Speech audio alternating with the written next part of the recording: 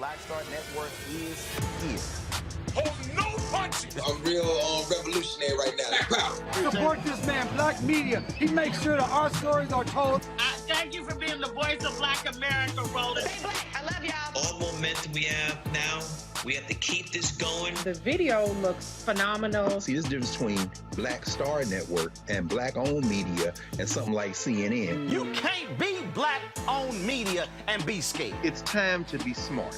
Bring your eyeballs home. You dig?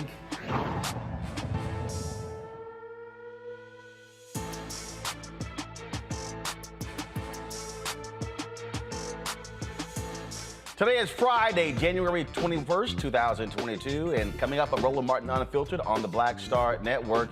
She died in her home, and it was a white man with her who alerted the police. But the police didn't take him into custody because he, quote, looked like a nice guy. I'm talking about the death of Lauren Smith Fields in Bridgeport, Connecticut. The family has filed a notice. They want to sue the police department over the investigation. It's been more than a month since she died. The cause of death has yet to be determined. There's so much to unpack with this story. The Fields family attorney joins us to understand this bizarre case. In Oklahoma, a white man is back behind bars after violating his bond in the murder of a black man whose body was buried under the white man's septic tank.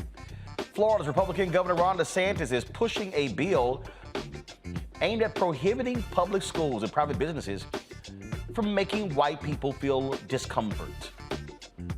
What does that even mean? We'll talk to a black Florida State Senator about that very issue. In Mississippi, black lawmakers walk out as the Senate passes an anti-critical race theory bill.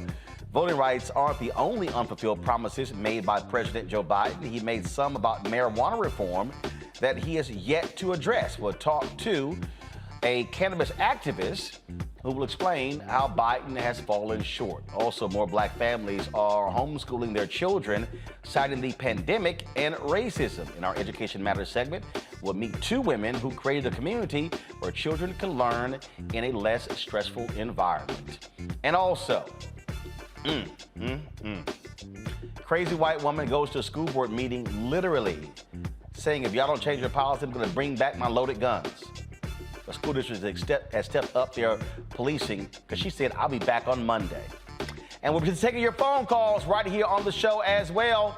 Remember, only our Bring the Funk fan club members get to chime in. It is time to bring the funk on Roland Martin Unfiltered, right here on the Black Star Network. Let's go. He's got it. Whatever the miss, he's on it. Whatever it is, he's got the scoop, the fact, the find. And when it breaks, he's right on time and it's rolling. Best believe he's knowing. Putting it down from sports to news to politics. With entertainment just for kicks, he's rolling. It's on go, roll, roll, y'all. It's rolling Martin, yeah. Rolling with rolling now. He's funk, he's fresh, he's real, the best, you know he's rolling Martin now.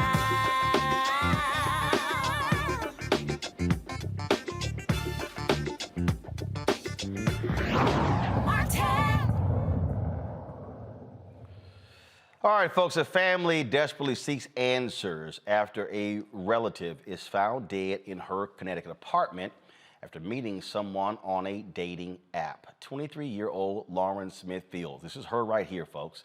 She was found inside her Bridgeport, Connecticut apartment last month. Officials say Matthew LaFontaine met her on the dating app, but it was the person who alerted the police to her death. Okay, same person. He was not detained. Okay, now here's the problem. It's bad enough that they did not consider him to be a suspect. The family says the police did not inform them that Lauren was even dead. They found out when they traveled to Bridgeport after not hearing from her, and Lauren's landlord told the family that she had passed away. Today, the family filed a notice of intent to sue the Bridgeport Police Department over the handling of this case. Folks, this has befuddled many people. Folks have been asking lots of questions on social media, and also it hasn't gotten lots of attention. The family's attorney is Darnell Crossland. He joins us right now from Bridgeport. Glad to have you on the show. First, just sort of walk us through this. So Lauren meets this white guy on a dating app. Is he from Bridgeport? Does he come from another particular city? What do y'all know about him? How old is he? Please just lay this out for us. What happened? Yeah, thank you for having us on the show. It's a very important topic. So what we know is that this gentleman is from Stratford, Connecticut, which is about 20 minutes from Bridgeport, Connecticut. And he's about 50-something years old, as far as we know. And Lauren is 23. He allegedly meets Lauren on a dating website called Bumble.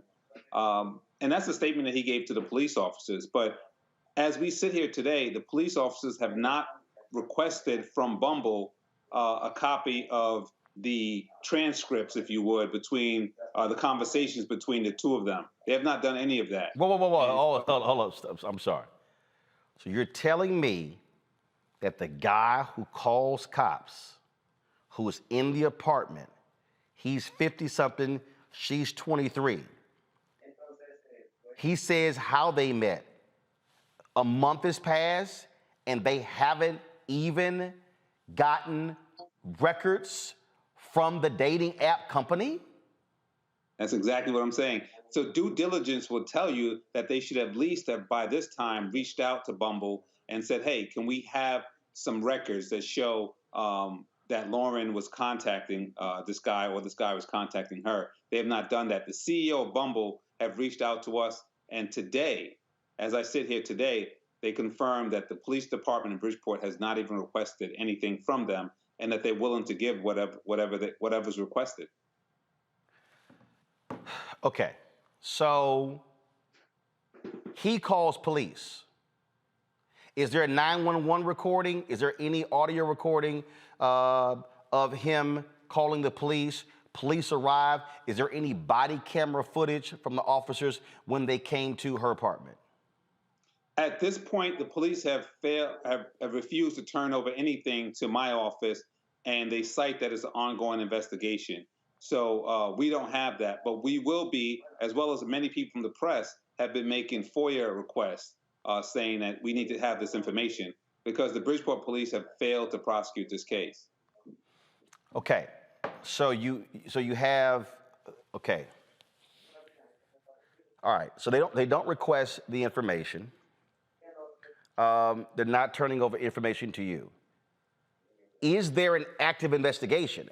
Have they even articulated that to you and the family?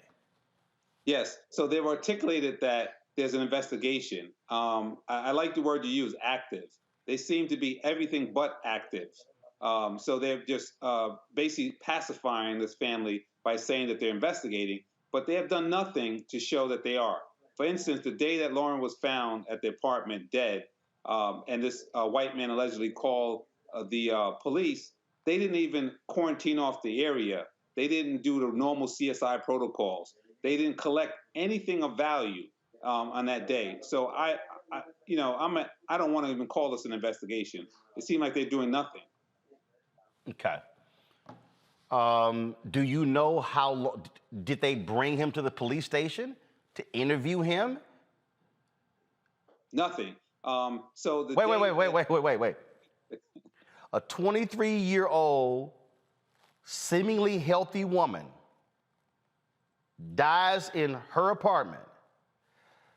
The dude who admits they just met through an app is in the apartment. He calls the cops. They arrive. He alive. She dead. And they don't even bring him to the police station for questioning? That's what I'm saying. I've been a fan of yours. I've been watching your show for a long time, and if you have time to second seat me on this, you can be co-counsel here because those are the questions, and that is the sentiment. This guy has not even been called a person of interest, much less he's a suspect, and they have not even called him a person of interest. They just let him go. What? Okay. What is the mayor saying? What are city council members saying? What is the police chief saying? The police is the acting police chief, because the police chief is in federal prison doing a year sentence for some type of fraud related to his position, and so he's gone. And the acting police chief has said nothing. We've requested meetings with them. They have refused to meet with us. They brought us into the police department one time, and they put us in an interrogation room that was about 4 by 4, not a conference room. And it was myself, Miss Chantel, the mother, the 2 brothers, and the family advocate, squeezed into a small little room. And I've been in that room many times with clients of mine who've been accused of murder. It's the same interrogation room they put us in. So they've shown no respect at all for this family or this process. And Gabby Petito got way more of attention and way more of a process as a white woman than we've gotten at all. I'm gonna bring my panel here. I'm sure they have some questions, and so let me do that right now. First of all, Michael Imhotep, African History Network, he joins us.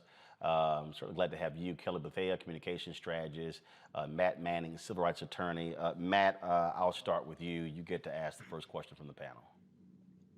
The question I have for you, brother, is what has the police department said in their explanation as to why they don't take somebody who's on the scene into custody? Did they take any kind of preliminary statements there at all? Yeah. There's an incident report that the gentleman gave, and I have a copy of that. And in that incident report, for instance, it says that the gentleman said that he did not have sex with her. He did not take his clothes off. They slept with their clothes on. Yet still, we find a condom with semen in the bathroom. We find lubricant. We find a pill that's used as a sedative on the kitchen counter. These are what they call physical evidence. This is physical evidence. So in my 17 years of practice, what you normally do is take that physical evidence and compare it with the statement that this gentleman made. And then you see if it matches. So if there's a used condom with semen in it, that's an unknown. You compare that with the DNA of a known, which will be the gentleman. Take his DNA and compare it with the unknown, which is the semen in the condom. They didn't do that. They didn't even collect it. So 2 weeks after. Wait, hold up. You just said we discovered a used condom. Y'all did, and not the cops? Exactly. Exactly. Wait a minute. Which says that. So, do you have? Okay, I'm sorry. I've covered many cases. Is there an evidence report? Have they even said what we collected? Nope. It was so bad. Wow. Tell them what to take. Okay, I don't think people watching. I don't think the people who are watching and listening really understand what we just heard. Mm-hmm. So now here's the problem. Because they did not collect the evidence, y'all did. You now have a chain of custody issue. There you go. There you go. There you go. And I keep saying, it's like in the OJ case when Van Natta rode around with the vial of blood from Rockingham for days and weeks. Johnny Cochran raised that same issue. Why was he riding around with the blood? It should have been taken directly to the laboratory. Same thing here. They collected nothing, and when they finally collected it on December 29th, when we made them collect it, on January 5th, I called a forensic laboratory in Meriden, Connecticut, which I've dealt with a lot of murder cases myself, and they said, they looked up the case number and said, the Bridgeport Police Department hasn't sent anything here. They said, is this the case about the young lady who died in Bridgeport? I said, yes. How did you know that? We saw it on the news.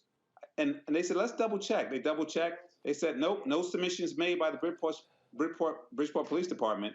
So where is the condom? Where is the lube? Where is the pill? It's like they just threw it out the window. Has the medical examiner given a preliminary report on her cause of death at this point? I know y'all are getting an independent autopsy, but I mean, presumably there would be an arrest warrant issued if there's anything corroborative of foul play that could have been related to this guy. Has the medical examiner said anything to that respect? As of today, the Washington Post called up to the lab and was told that they're still reviewing and they don't have anything else to add at this point. Wait a minute. An autopsy? Yes. A month later? Mm-hmm. Yeah. They said it'll be 60 more. They said it'll be 30 more days before they would be done with it. No, normal. Okay. Again, I've covered a lot of stuff. You typically can have it. You can have a preliminary autopsy report in 24, 48 hours, max 72 hours. Then what they typically say is they send the tissue samples off for toxicology reports, and that comes in later. Normally, you have a preliminary ruling as to the cause of death. Yes. Kelly, your question. I mean, I'm just shaking my head along with everybody here because I really have no words for just the lack of protocol, lack of respect, lack of just competence from this police department. I have 1.5 questions rather. Is there, regarding the suspect himself, is there any evidence of political connections, personal connections of the suspect with the police department in that jurisdiction? And secondly, the larger issue being, is there a history? I'm sure most, if not all jurisdictions, police jurisdictions have a history of racism and botched cases. But do you have an idea of just how pervasive the racism is in this jurisdiction? Is this a pattern, or is this something that is truly unheard of in Bridgeport? Good question. And I can tell you that I'm from the Bronx, New York, and I've been practicing here for 17 years. And from the moment I started practicing here and standing up and giving voice to the people, I've been told they're going to come after you. And just like Martin Luther King's letter from the Birmingham jail, I was working on a bunch of cases here, and the prosecutor's office locally came up with some charges against me. And now that same prosecutor is being investigated for fraud, and he's the prosecutor for the entire state. So that's the entire state of Connecticut. So his name is Richard Colangelo, and this guy's been just a really bad character for a very long time. And so when you break it down to the local jurisdiction, which is Bridgeport, we have the mayor now who did 5 years in federal prison. Now the chief of police, who he appointed, is in federal prison now. He's been sentenced to 1 year.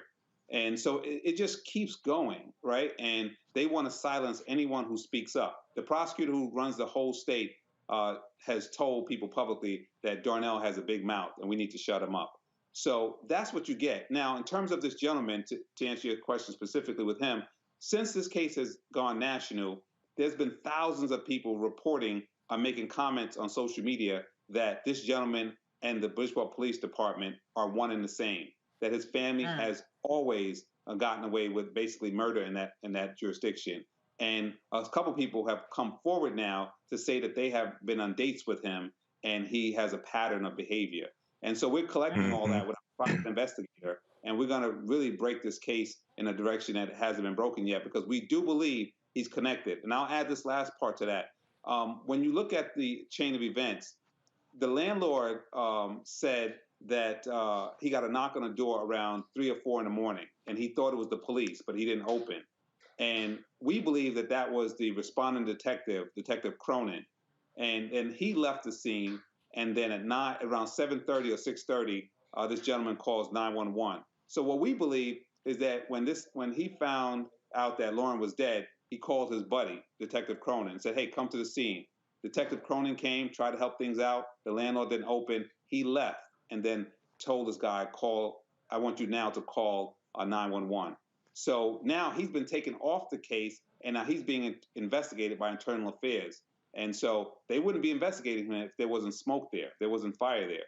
So to answer your question, we do believe he has a strong connection with the Bridgeport Police Department, and the corruption is rampant. Michael, go ahead. All right.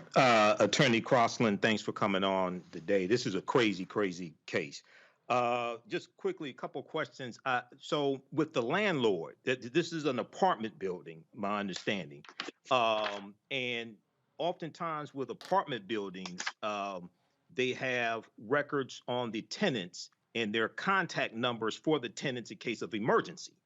Was that the case here with Lauren Smith Fields? Was there contact information on record with the whoever owned the apartment building or the property management company?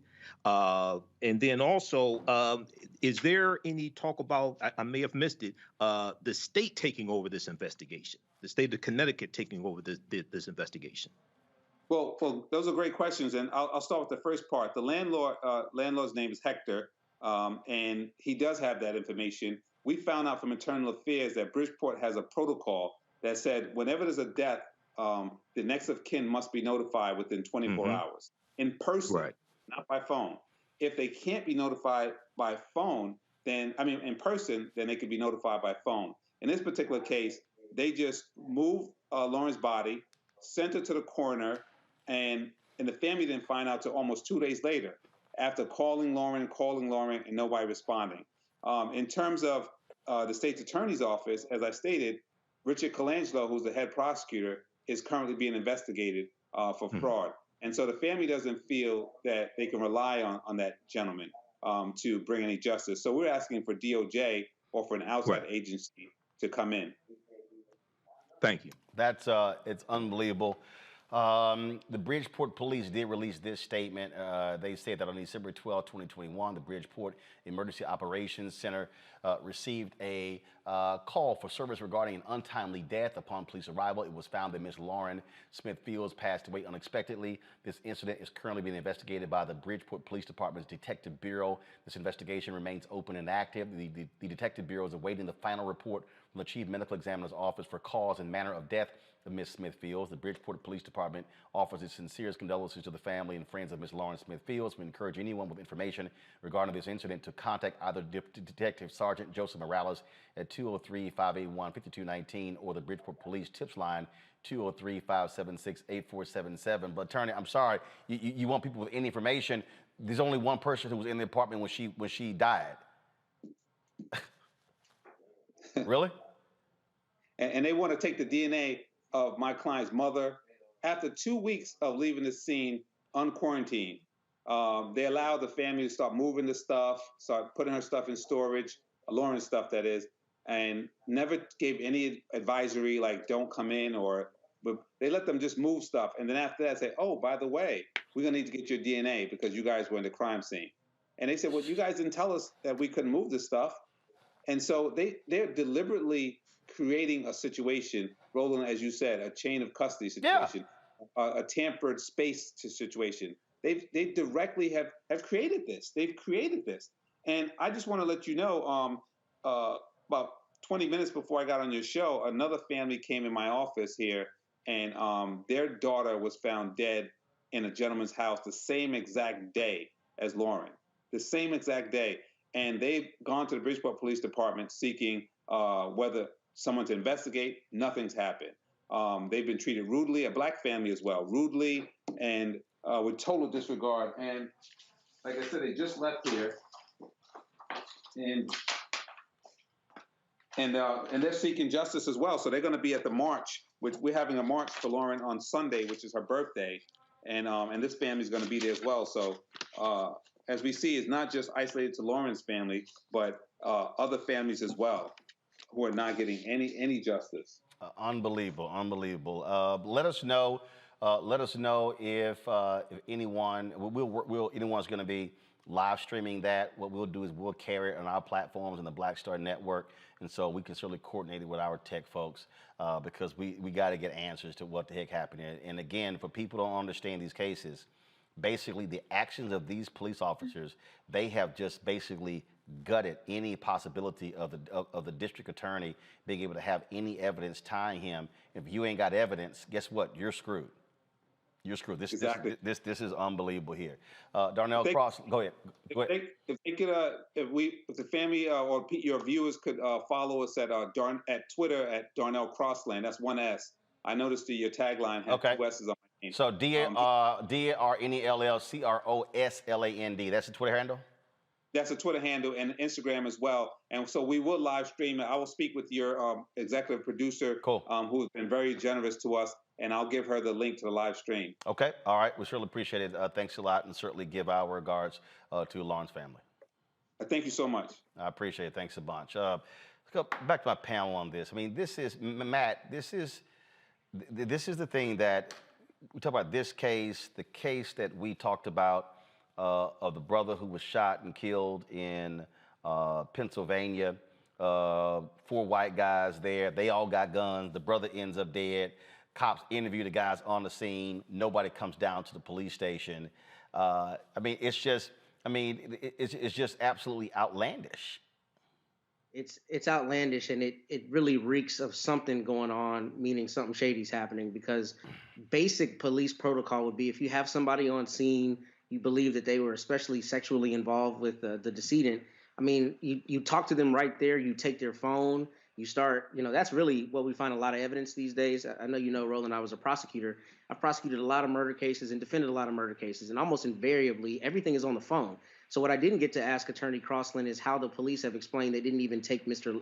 LaFontaine's phone into custody, because that's common fare these days. So it sounds like somebody there knew him, or somebody there gave some reason that they didn't think they needed to pick him up. But the problem now is the prosecutors are going to have basically no chance to really prosecute this case without it being so full of holes that a defense attorney is going to have a strong case at this point.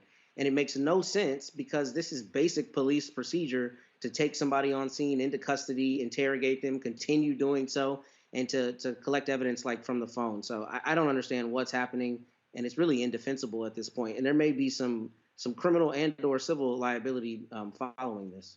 And the thing here, Kelly, is simple. Prosecutors need evidence.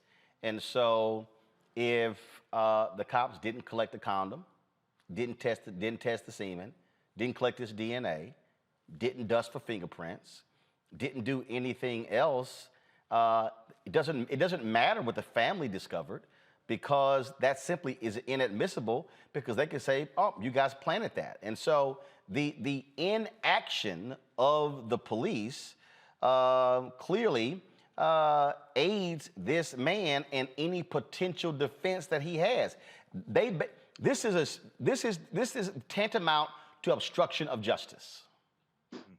It absolutely is. But when you say the inaction of the police, it's also the action of the police in that they let the family into the apartment because they did not secure a crime scene at all. So it's as if they knew that it was a crime scene, but because the family's in there now, any evidence that could be found thereafter is going to be tampered with or just compromised altogether. And it's just infuriating to me that this is so convoluted and so just laden with conspiracy and cronyism, such that someone who clearly, at least from the court of public opinion, clearly did this. I can say allegedly. I know legally it's allegedly, but from all accounts right now, if it walks like a duck and talks like a duck, with all that being said, just because of the cronyism, a Black woman, yet again, is unprotected by the justice system. And that is what's breaking my heart the most. The fact that, yes, things like this happen every day, but when it comes to Black women, the fact that this is not national news is a problem. The fact that I am just hearing about this through your newscast is a problem. And the fact that this is not a nationwide story that is viral is a problem. Because if this were a Black man in this situation, I'm sorry? Kelly, keep going. Go ahead.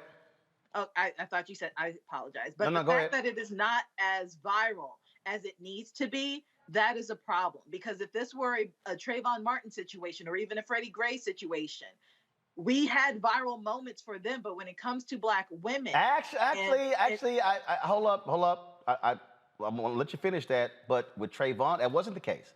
What happened to Trayvon was remember Trayvon. That what happened to an NBA All-Star game was a Sunday.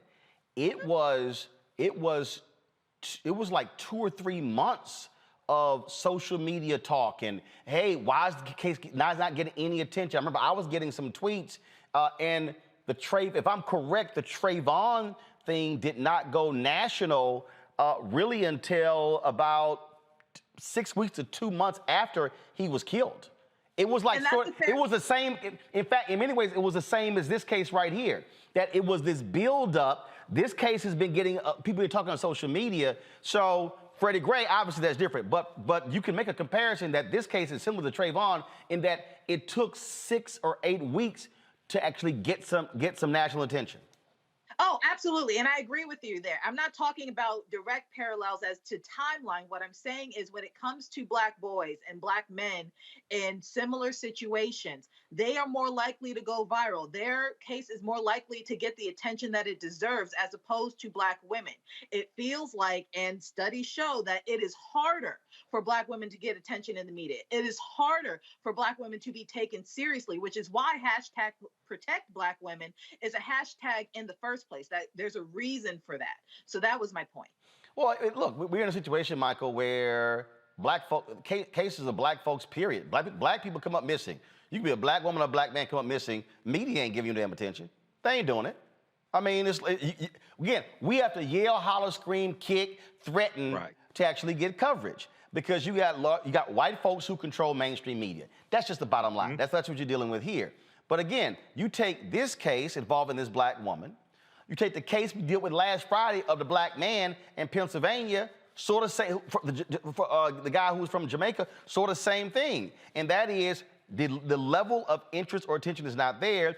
And what it does is it shines a light on these police departments, one in Allegheny, Pennsylvania, one in Bridgeport, Connecticut, where they don't give a damn. Absolutely, Roland. You know, this is another example of white privilege and also the devaluing of the lives of African Americans, especially African American women. But you know, in reading this, and I had heard about this previously on social media, the fact that the police did not contact Bumbo to get the correspondence. It's been a month between Lauren and Matthew. I mean, and reading the story, I was wondering, okay, so.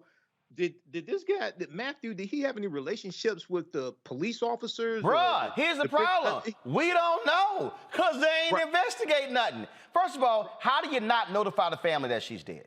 That's one. Two, how do you sit here and you not take him down to the police station? Okay? How do you not do that? How do you not look around the damn apartment for evidence? How? He says we ain't have sex. A basic ass check. Oh, damn, there's a condom in a trash can. Oh, there's semen in it. Bring me an evidence bag, please. Bag this. Test that semen. We need your DNA. Do they match? Oh, it matches. Dude, you just lied to us. You said y'all didn't have sex. So why is there semen? Okay, she goes to the medical examiner's office. You do a rape examination. I mean, you sit, okay, you check her to see. Dude, this is it's basic. Right. I mean, this is some Law and Order shit. Like you can watch CSI and go, step 1, 2, 3, 4, 5, not done. Well, and very often, actually, Michael, hold on, Darnell. I didn't realize Darnell was still there. Darnell, go ahead. Oh, okay. Darnell, you still there? No, I'm sorry. That was Matt. That was Matt. That was Matt. Matt, go ahead. Then let Michael finish. Matt, go ahead. I would say very quickly, what happens in cases like these is police find any way to charge a person that they think is a suspect, so they can immediately interrogate them. Yes. They might charge him with sexual assault rather than the homicide. They might charge him with, failure to report a death. In a lot of states, you have a duty to report a felony, right? I mean, having been a prosecutor and defense attorney, I see all the time, basically, phony charges or charges that cops know are not going to stick, so they can get to the ultimate question of, did this person, engage in the homicide? So the fact here that they have somebody who they knew had sex with them was on scene, they didn't take him into custody at all under any pretense, indicates that there's something real shady going on. Mike, go ahead. About that. Mike, go ahead. Well, and the other thing, one of the basic questions is, okay, so how did you two meet? How long have you known each other? Okay, so you're saying you met on an app. You met on the records. App, and then you're saying you slept in the bed together, but you didn't have sex with clothes on. With the clothes, I mean, so none of this makes sense. But the other thing is, y'all slept in the bed, clothes on, but there was a condom with semen in it, that the family found 2 weeks later. But the other thing is, the fact that the family has to raise money to get an independent autopsy, that's something else that's just wrong with this story here. I want to see what the results of the autopsy are. But this police department, Bridgeport, Connecticut Police Department, sounds like it may need a patterns and practice investigation from the Department of Justice. Dog, this is just unbelievable. It's absolutely crazy. Folks, we're going to continue to follow this case, see what happens next. I got to go to a break. We come back. We're going to talk about the craziness happening down in Florida. Ron DeSantis, oh my God. You know what? I think this qualifies for a crazy ass white people segment. I really think it does. But Ron DeSantis is pushing a bill so white people are not uncomfortable talking about race. Not just in schools, but also in private businesses. I told y'all why my white fear book is dropping. It's just playing out before your very eyes. You're watching Roland Martin Unfiltered right here on the Black Star Network.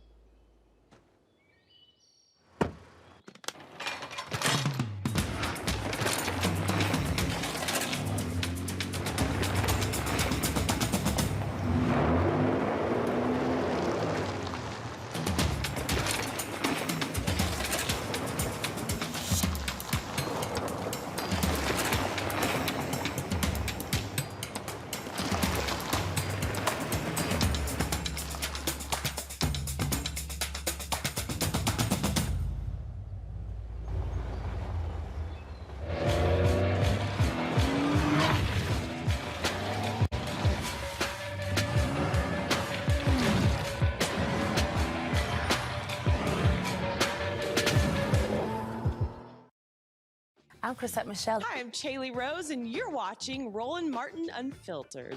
No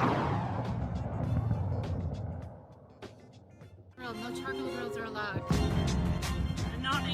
I'm white. I got you, bro. Illegally selling water without a permit On my property. Whoa! Hey! You don't live here. I'm uncomfortable. Yeah, I think this proposal by the idiot governor of Florida qualifies for the crazy as white people's segment. So here's what's happening. He is pushing a bill that is intended to shield whites from the discomfort of racist past. Like, what the hell does that even mean? Joining me right now is Florida State Representative Chevron Jones Jr. I don't understand what's going on here. Maybe he can tell us this here. So glad to have you here, Chevron. What the hell is this? I asked the same question in committee on Tuesday to see asking first, what does individual freedom mean, which I believe is just a guise for them to cover up for individuals who don't understand the process.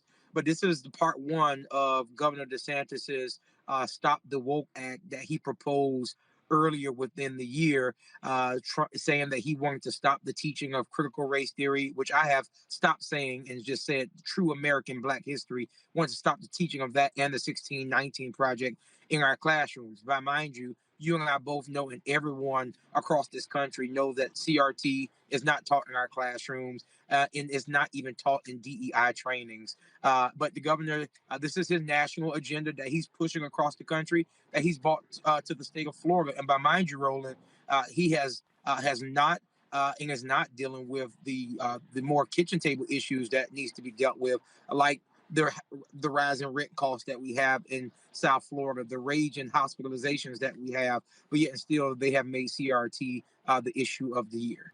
Look, this is simple, which is why my book is dropping later this year, called White Fear. This is about pushing the racial buttons of white people to get these white people angry and upset So they vote. That's what Youngkin did here in Virginia. When he won the governor's mansion, he also ran against an awful Democratic opponent in Terry McAuliffe, who gave nobody a reason why the hell he deserved a second term as governor. But that's all this is, okay? We all know it's bullshit. Look, Fox News all of a sudden has broken out the migrants flooding to America video because, again, it's all about the election. Ron DeSantis is appealing to the racial animus of white people. Absolutely. Absolutely. I've said that earlier today, that Governor DeSantis is doing this to appease to a base. He saw that the base responded to Donald Trump in his executive order when Donald Trump called for the stop in the teaching of critical race theory. He saw that it was popular among them, and so he just went along with it. If you look at the debate that took place and the questioning that took place in the Education Committee last week, I asked the question to the bill sponsor, what is critical race theory?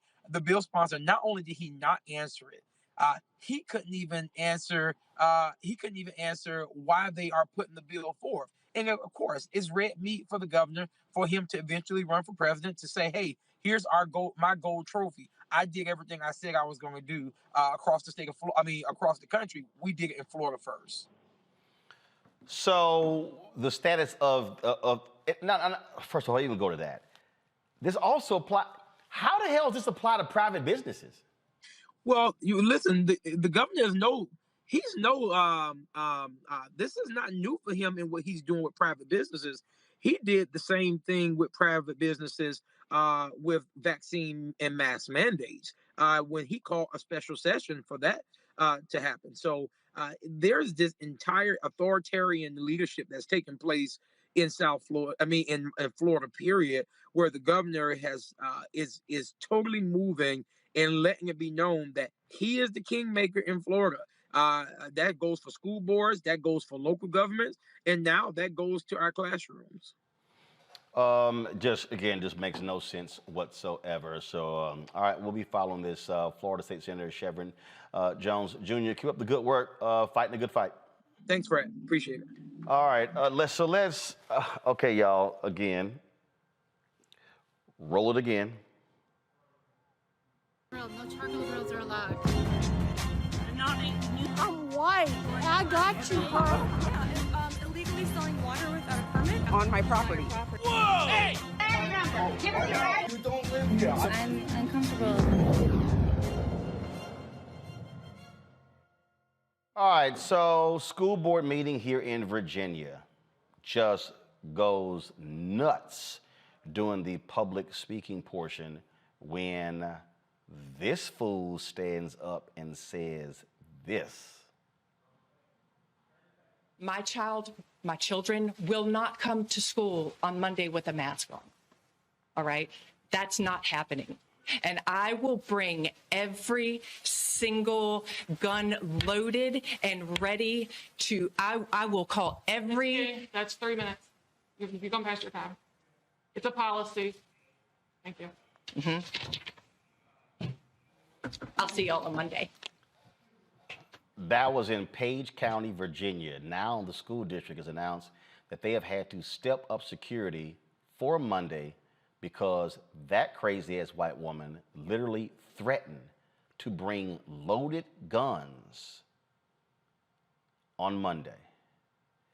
These people, Michael, are sick and demented because they're complaining about a flimsy-ass mask.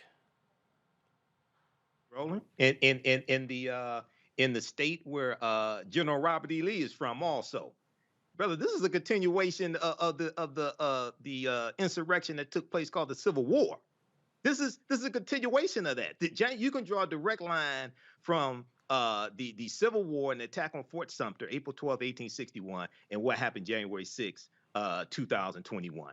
These people have lost their minds. So, they need to they need to beef up security there to deal with people like her. And if you look at what's coming out of the January 6th committee, you look at right here in Michigan, you have these fake electors showing up to the state capitol Okay, when the certification was trying to take place, you have fake electors in 5 states. So this is all coordinated. This is a fear of the browning of America. This is continued backlash to 2 terms of President Barack Obama. And this critical race theory thing, I talked about this last night on my show. It's called the Individual Freedom Bill out of Florida, the Individual Freedom Bill. And these are things that they're going to use as culture wars in the 2022 midterm election, but also 2024 as well. So, brother, we have to be vigilant, be ready, and fight against this and defeat them again. The South may rise again, but they ain't gonna rise. It's not gonna be a white supremacist South that rises again. Now, let me tell you something, Matt. I think this is one of those. I think the school district messed up. They stopped her because her time was up. They should have let her ass finish, and when she finished, they should have said, "I'm sorry, she just been a terroristic threat. You're under arrest." Exactly.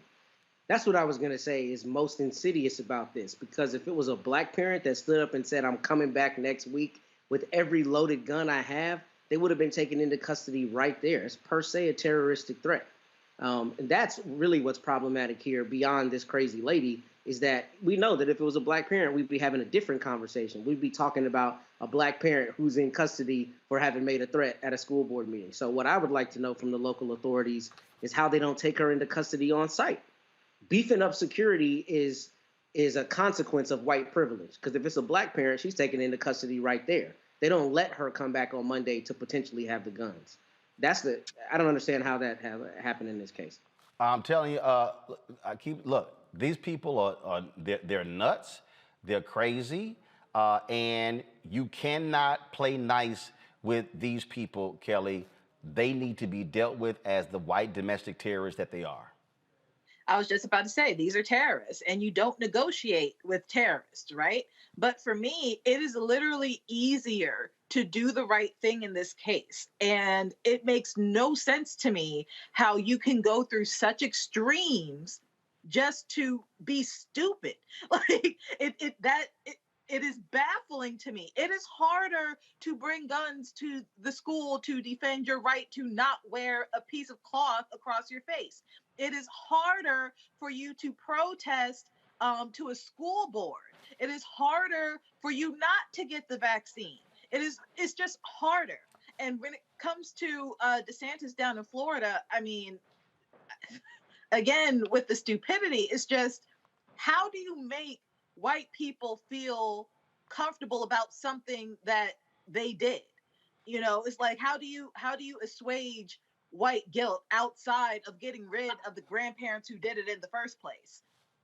Unless you're talking about some type of genocide or something. Like, I don't understand how it is the victim's responsibility for your guilt in this situation, especially when. And how do you measure it? How do you? So, like, what? Somebody says something, and somebody goes, I'm uncomfortable. Right. Mm-hmm. I'm uncomfortable. So now, one white person goes, I'm uncomfortable. So it's kind of like, okay, well, the session's over. The discussion is over. Sorry, Kelly. You can't finish your presentation because Becky is uncomfortable. And when you think about all the times that Black people have been in uncomfortable situations because white people have said the most egregious, stupid, insidious thing to our faces en masse, in courtrooms, in classes, in meetings, in corporate, think of a time. It was probably yesterday for a lot of us. Or today. Who knows, depending on your work situation. It happens for minorities and Black people every single day. So for us to basically tell you the truth about yourself and that making you uncomfortable, therapists say you need to lean into that and work it out, not stray away from it. So again, with just the stupidity of it all, the caucasity of it all, if you will. Yeah, it's like, yo, seriously, these people are crazy. That's what they are. All right, I got to go to a break. When we My goodness. All right, first off, announced yesterday, folks, I partnered with McDonald's to give out seven $15,000 scholarships to HBCU juniors and seniors. And so all you have to do, folks, is go to tmcf.org. Again, if you go to a HBCU, does not matter if it's a Thurgood Marshall College Fund, if it's a UNCF supported school, doesn't matter. You have all of the guidelines there on the website. It is in honor of the 115th anniversary of Alpha Phi Alpha Fraternity Incorporated and our founders, the Seven Jewels. It's all there. And so, again, folks, please be sure to go there. And y'all, this is real money, okay? We're doing this because there are a lot of our students who, when they become juniors and seniors, they can't afford to stay. And so many folks are not graduating. This is seven $15,000 scholarships. And so the deadline is February 28th. And so apply. Don't sit here and act like, it's like, oh, I'm gonna wait. No, apply. And let's actually make this thing possible. Okay, folks? We'll be back on Roland Martin Unfiltered right here on the Black Star Network.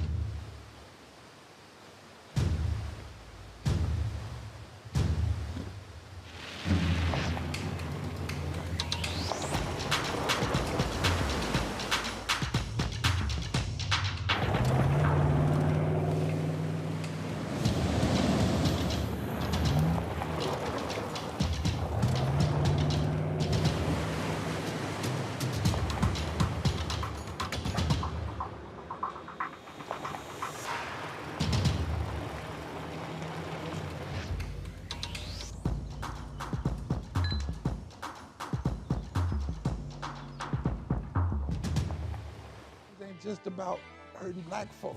Right. We got to deal with it. It's injustice. It's wrong.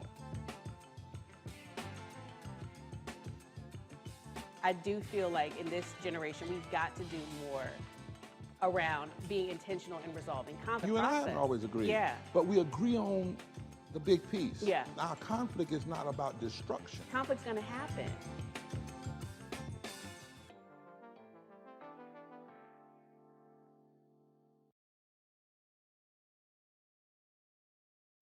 Hi, I'm BB Winans. Hey, I'm Donnie Simpson. What's up? I'm Lance Gross, and you're watching Roland Martin Unfiltered. My name is Charlie Wilson. Hi, I'm Sally Richardson Whitfield. And I'm Dodger Whitfield. Hey, everybody, this is your man, Fred Hammond, and you're watching Roland Martin, my man, Unfiltered.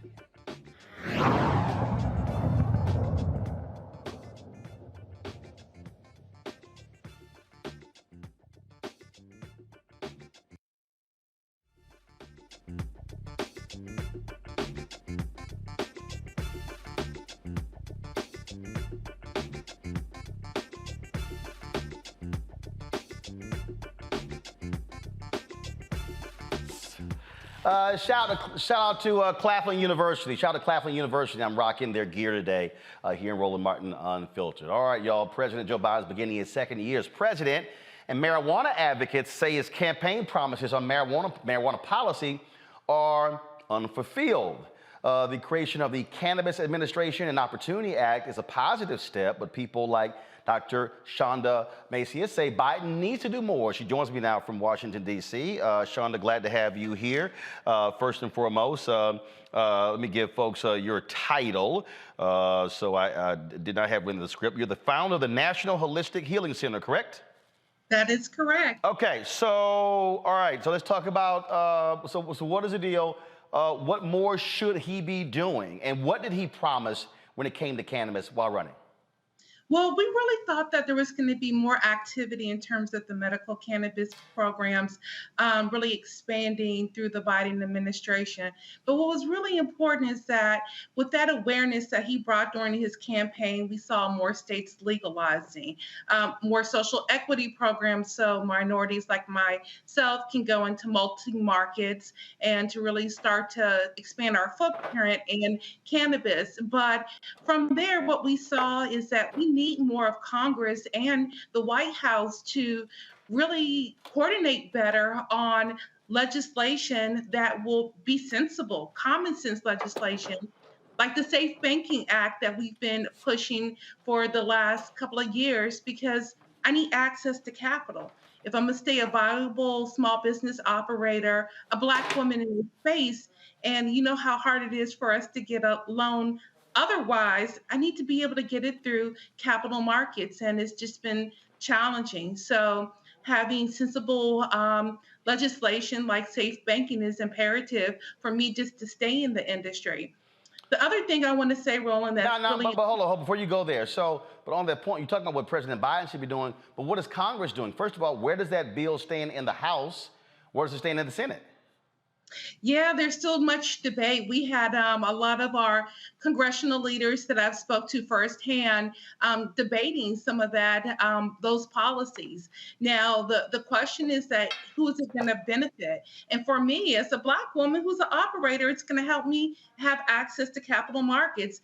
I'm in multiple states right now with my operations, and it's really hard to have them funded. I bootstrap most of my operations day to day. And where you see other companies, public and private, raising multi-millions for a $40 billion industry, and I am just begging for entry-level funding. No, this is the thing that that we've been talking about, Matt. That one of the problems when we talk about this very issue is how the dispensaries are being handed out, how in many of these states African Americans are not even participating in the process, how California's had the issues, Illinois had them. You had the Black Caucus in New Jersey who said we ain't approving a damn thing unless y'all make sure that Black folks are getting a piece of this. We were most impacted by anybody when it came to the marijuana laws, and so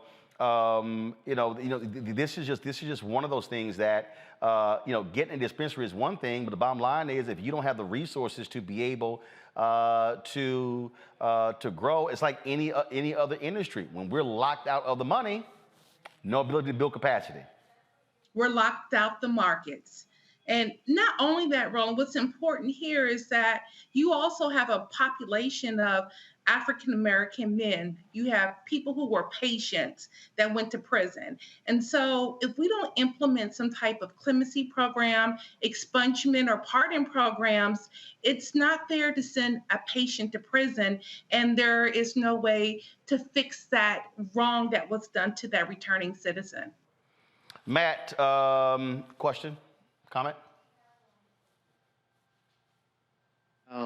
Well, first, thank you for joining us, Dr. Macias. And the question I have is, what is the movement in terms of finding, I guess, a resolution to the schizophrenia that we have in terms of there being a different patchwork of rules as it relates to the states and the feds? What is the Biden administration doing to give basically assurance that all citizens have the same access to cannabis and its life-saving, qualities?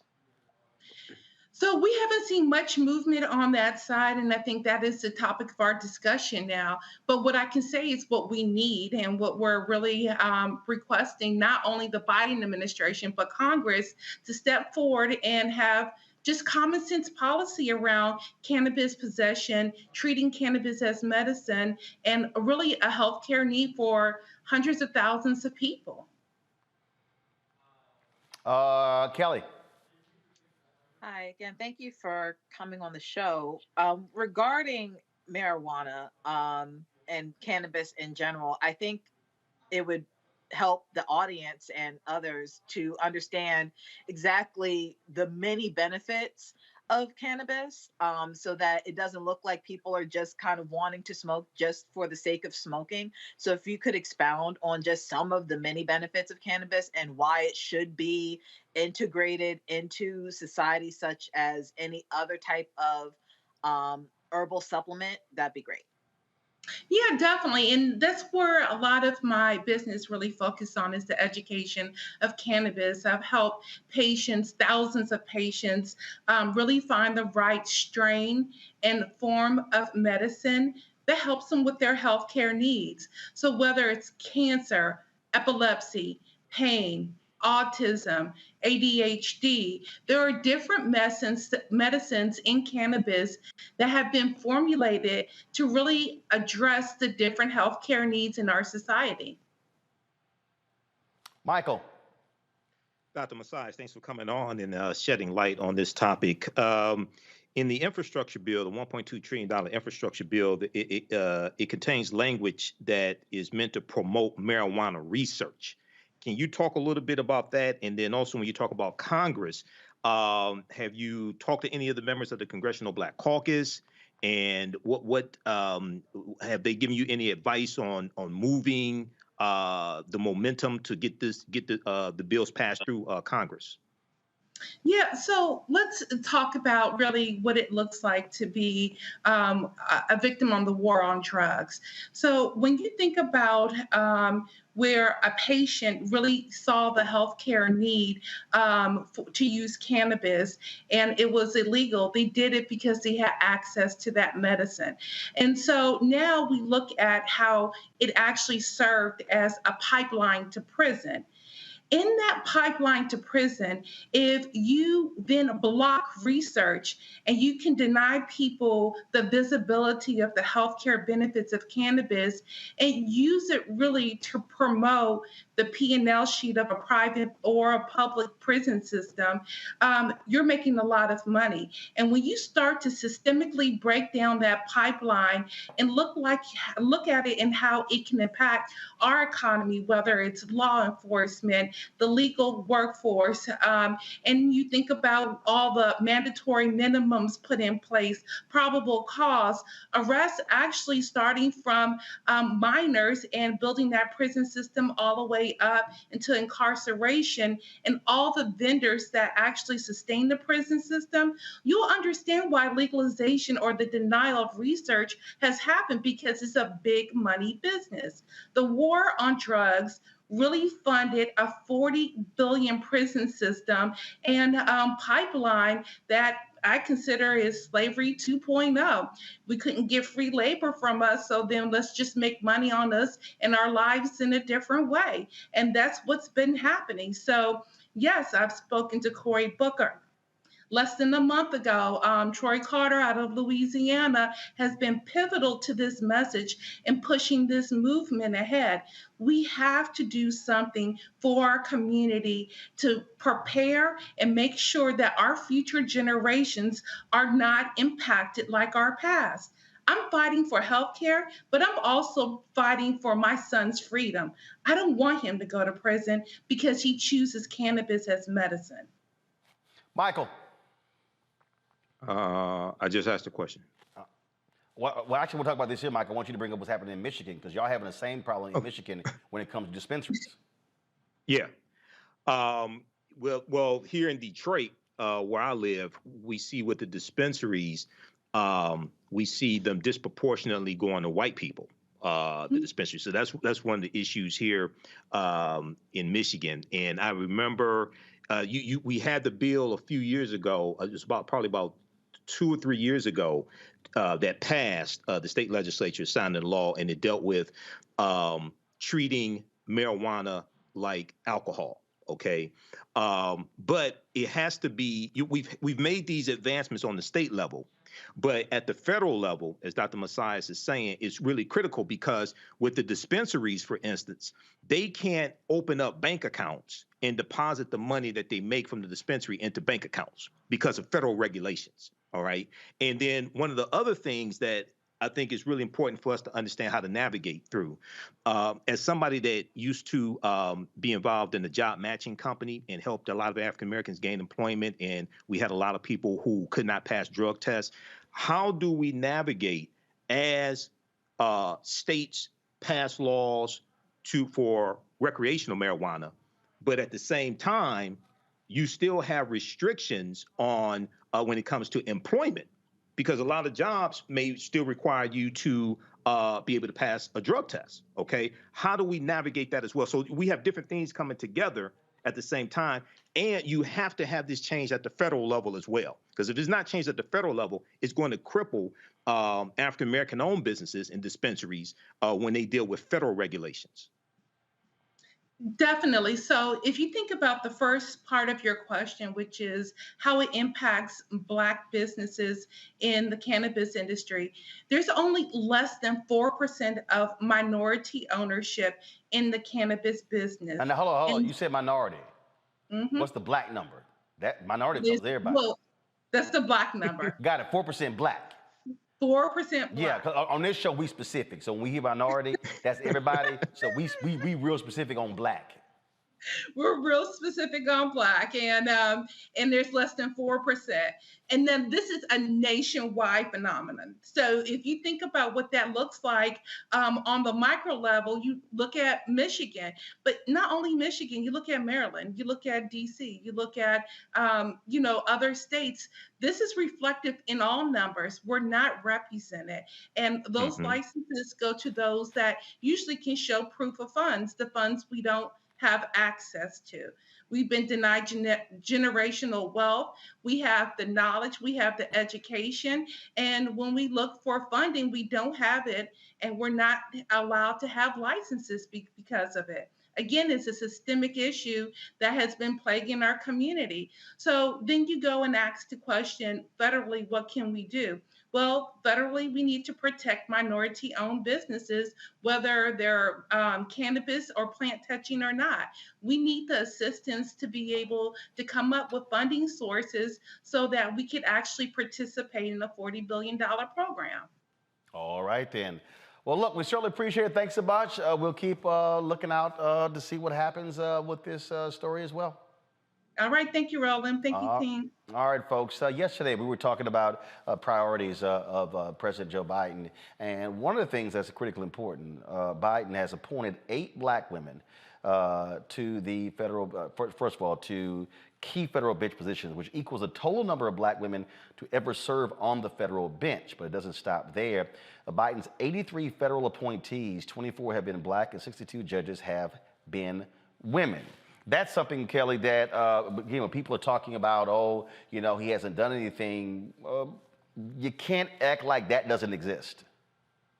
Not only can you not act like it doesn't exist, you can't act like it doesn't matter, because it absolutely does. Just because you are not directly affected by the justice system does not mean that it is not an important aspect to the American system as a whole.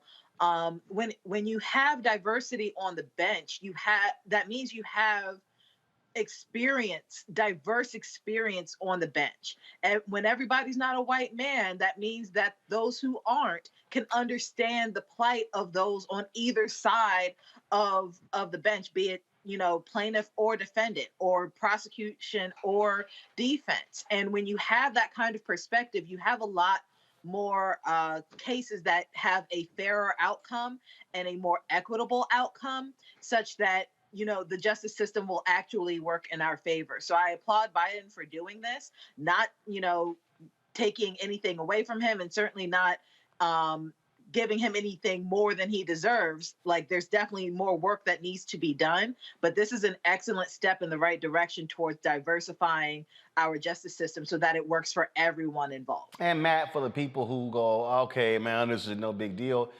Well, guess what? Republicans sure understand how vital those federal nominations are, those federal appointees, and these are lifetime appointees. Right.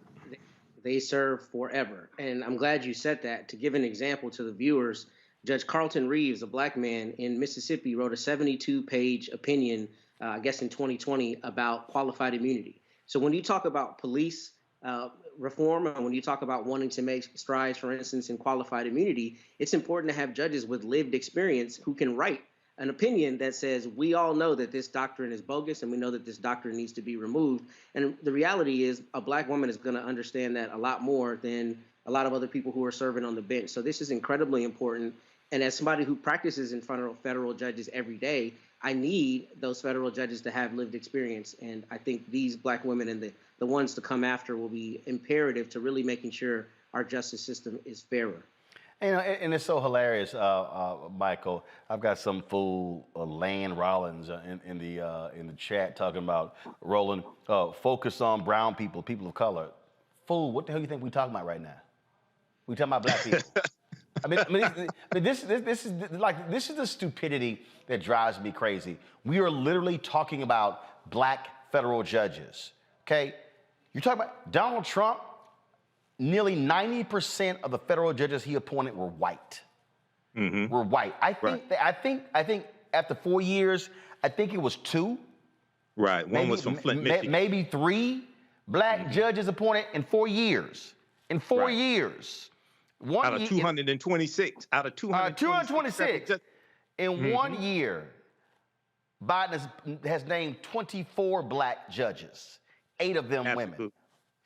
Roland, this is a perfect example of how oftentimes the talking points that African Americans get from social media, 1, they don't understand. 2, they don't understand things like this and why this is so important. These are lifetime appointments. Donald Trump nominated about either 1/4 or 1/3 of the federal judges, and then 3 Supreme Court judges with the help of Moscow Mitch McConnell. 25%. 25%. You got about 800. You got about 800 or so federal judges. You also have those who are retired who still hear cases. He appointed 25% of the entire federal judiciary. In fact, the Ninth Circuit Court of Appeals, which is considered the most liberal, they now have a majority conservative on the Ninth Circuit. Right. Exactly. And then if you look at somebody like Mara Selby, out of who was up for Seventh Circuit Court of Appeals, that is also over Chicago, she was nominated by President Barack Obama in 2016. Her nomination was blocked by Mitch McConnell. They did not give her a hearing, okay, just like they did Merrick Garland. Then when Donald Trump became president, who did they fill her seat with? They filled her seat with Amy Coney Barrett, which then put Amy Coney Barrett on the trajectory to get pushed through to the U.S. Supreme Court. These people are playing grandmaster level chess. We're playing beginner's checkers and don't even understand all the rules to checkers. So this is something extremely important. Once again, this is the role of the president, but you need the Senate, you need control of the Senate to get these federal judges confirmed. This is one of the reasons why the Senate and maintaining control of the Senate is so important as well. Yep, and so so for the people, and again, before I go to break, let me connect this dot right here, and Matt, I want you to speak to it. All y'all bitching and moaning about, man, this really ain't no big deal. Let me explain something to y'all. When the conservatives sued the Affordable Care Act, that went through the federal judiciary. A federal judge just struck down the Biden vaccine mandate for businesses. I grew up in Texas. Do you know what's burned in my head? The name William Wayne Justice. Why in the hell would I have burned into my brain the name of a white federal judge in Texas? Because he was the one who ruled how decrepit, degrading, and shameful the Texas prison system was, and he had oversight of the Texas prison system for more than 2 decades. I grew up watching news, and all I would hear, Judge William Wayne Justice, Judge William Wayne Justice, a federal judge. Reuben Hurricane Carter was convicted in a state court, yet it was a federal judge who chose to listen, who actually ignored the precedent and chose to listen to the new evidence and freed Reuben Hurricane Carter. I can go on and on about the importance, the role that federal judges play when it comes to class action lawsuits, when it comes to police brutality, when it comes to all kind of stuff. But for all these dumbasses out there hollering, oh man, these judges ain't really know that ain't really nothing that benefiting black people, you have got to be stuck on stupid and out of your mind. Well, go ahead, Matt. You said it, brother. I don't even need to say anything beyond this. Let me tell you the role of judges. I live in Texas, as you know, and I practice in the Fifth Circuit.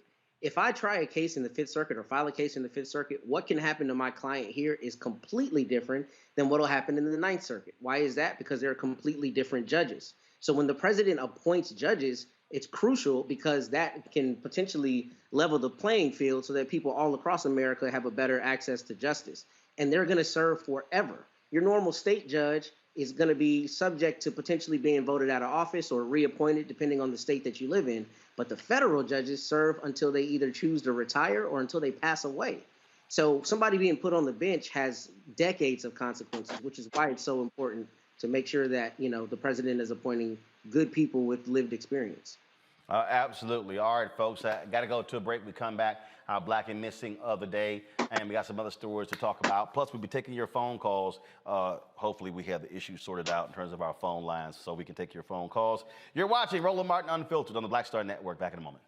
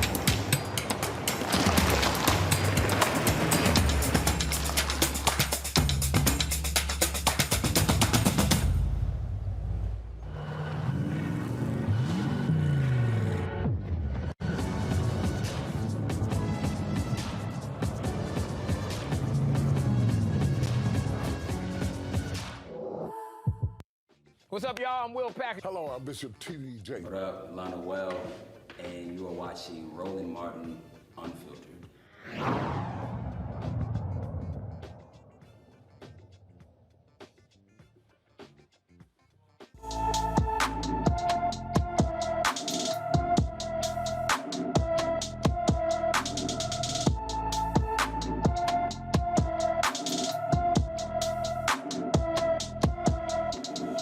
Reported missing on January 22, folks, in Philadelphia. The 17-year-old is described as 5 feet 4 inches tall, weighing 145 pounds, with brown hair and brown eyes. If you have any information regarding Adora, please call the Philadelphia Police Department at 215-686-8477, 215-686-8477. A jury has been selected in the federal trial of 3 former Minneapolis police officers involved in the murder of George Floyd. J. Alexander King, Thomas Lane, and Tao Thao are charged with depriving Floyd of his civil rights while acting under government authority as Derek Chauvin used his knee to pin Floyd to the street in 2020. Federal prosecutors will have to prove the officers intentionally violated Floyd's liberty without due process and unlawfully seized him. During jury selection, the judge stressed that Chauvin's conviction on state murder charges and his guilty plea to a federal civil rights violation should not influence the proceedings. Opening statements will begin on Monday. In Oklahoma, a judge revokes the bond of a white businessman accused of killing his black employee. Judge Susan Worthington revoked the bond of Daniel Triplett on Friday after prosecutors say he visited a bank drive-thru and a local Waffle House in violation of his bond conditions. Worthington allowed Triplett to be released on a $500,000 bond last month over the objection of prosecutors and the victim's family. Triplett is accused of murdering and burying Brent Mack under a septic tank in September. An attorney for the victim's family says he believes Triplett was granted bond because he is a prominent white businessman accused of killing a black man. That's the thing that, again, we talk about when we see these, cases, Matt, that's just crazy. You go, how in the world? And look, and in fact, that guy was only put in jail because of protest. He was out and about chilling. He was, and I'm glad to see that this judge didn't give any leeway on the bond restrictions. I mean, if you get bond on a major case like murder, you really got to step tight. And if you don't, I'm glad that they revoked his bond. Can you hear me? Yeah, we hear you guys. Y'all is going over the air. Y'all talking off air, please. Matt, keep going. I was just saying that I'm glad that the judge held him to task because he got bond in a major case, and if that bond was not followed, he should have that bond revoked. But I also want to commend the victim's attorney. That's the same attorney who is leading the Justice for Greenwood lawsuit, and they're doing some really wonderful work there. So Mr. Simmons and his team, I want to shout them out. You know, we just sit here and we go through this over and over and over again, Kelly, when we look at these cases here. And I just keep saying, you know, black people end up getting killed by all these white folks. And we got to, oh, my God, we got to, frankly, it's amazing they holler, oh, you burn stuff down. Well, hell, you don't listen to us any other way. You don't get anybody's, like, you got to do something crazy to get these people's attention to get basic, simple justice, to get somebody arrested. And again, like you said, if you didn't have such an injustice in this system constantly, we wouldn't have to feel like we have to burn things down. We wouldn't have to feel like we need to riot every single time something like this happens. It should not be an anomaly, cases like George Floyd and Ahmaud Arbery. That should be the norm. But because we are so used to the injustice, because we are so used to being oppressed, we don't even have the wherewithal. We can't conceptualize a justice system that actually affirms us and makes sure that we are also protected. Michael. Yeah, Roland, you know, this is some more white privilege. I mean, Triplett was spotted going through the bank drive-through. I mean, apparently he didn't think he had to follow the stipulations of the $500,000 bond he had to post. So, and once again, I'm glad the judge revoked his bond, but this is an example of how judges matter as well. Judges matter also. So hopefully this is a heinous, he's accused of heinous crimes. He's innocent to proven guilty, but hopefully this brother who was killed and his family get justice.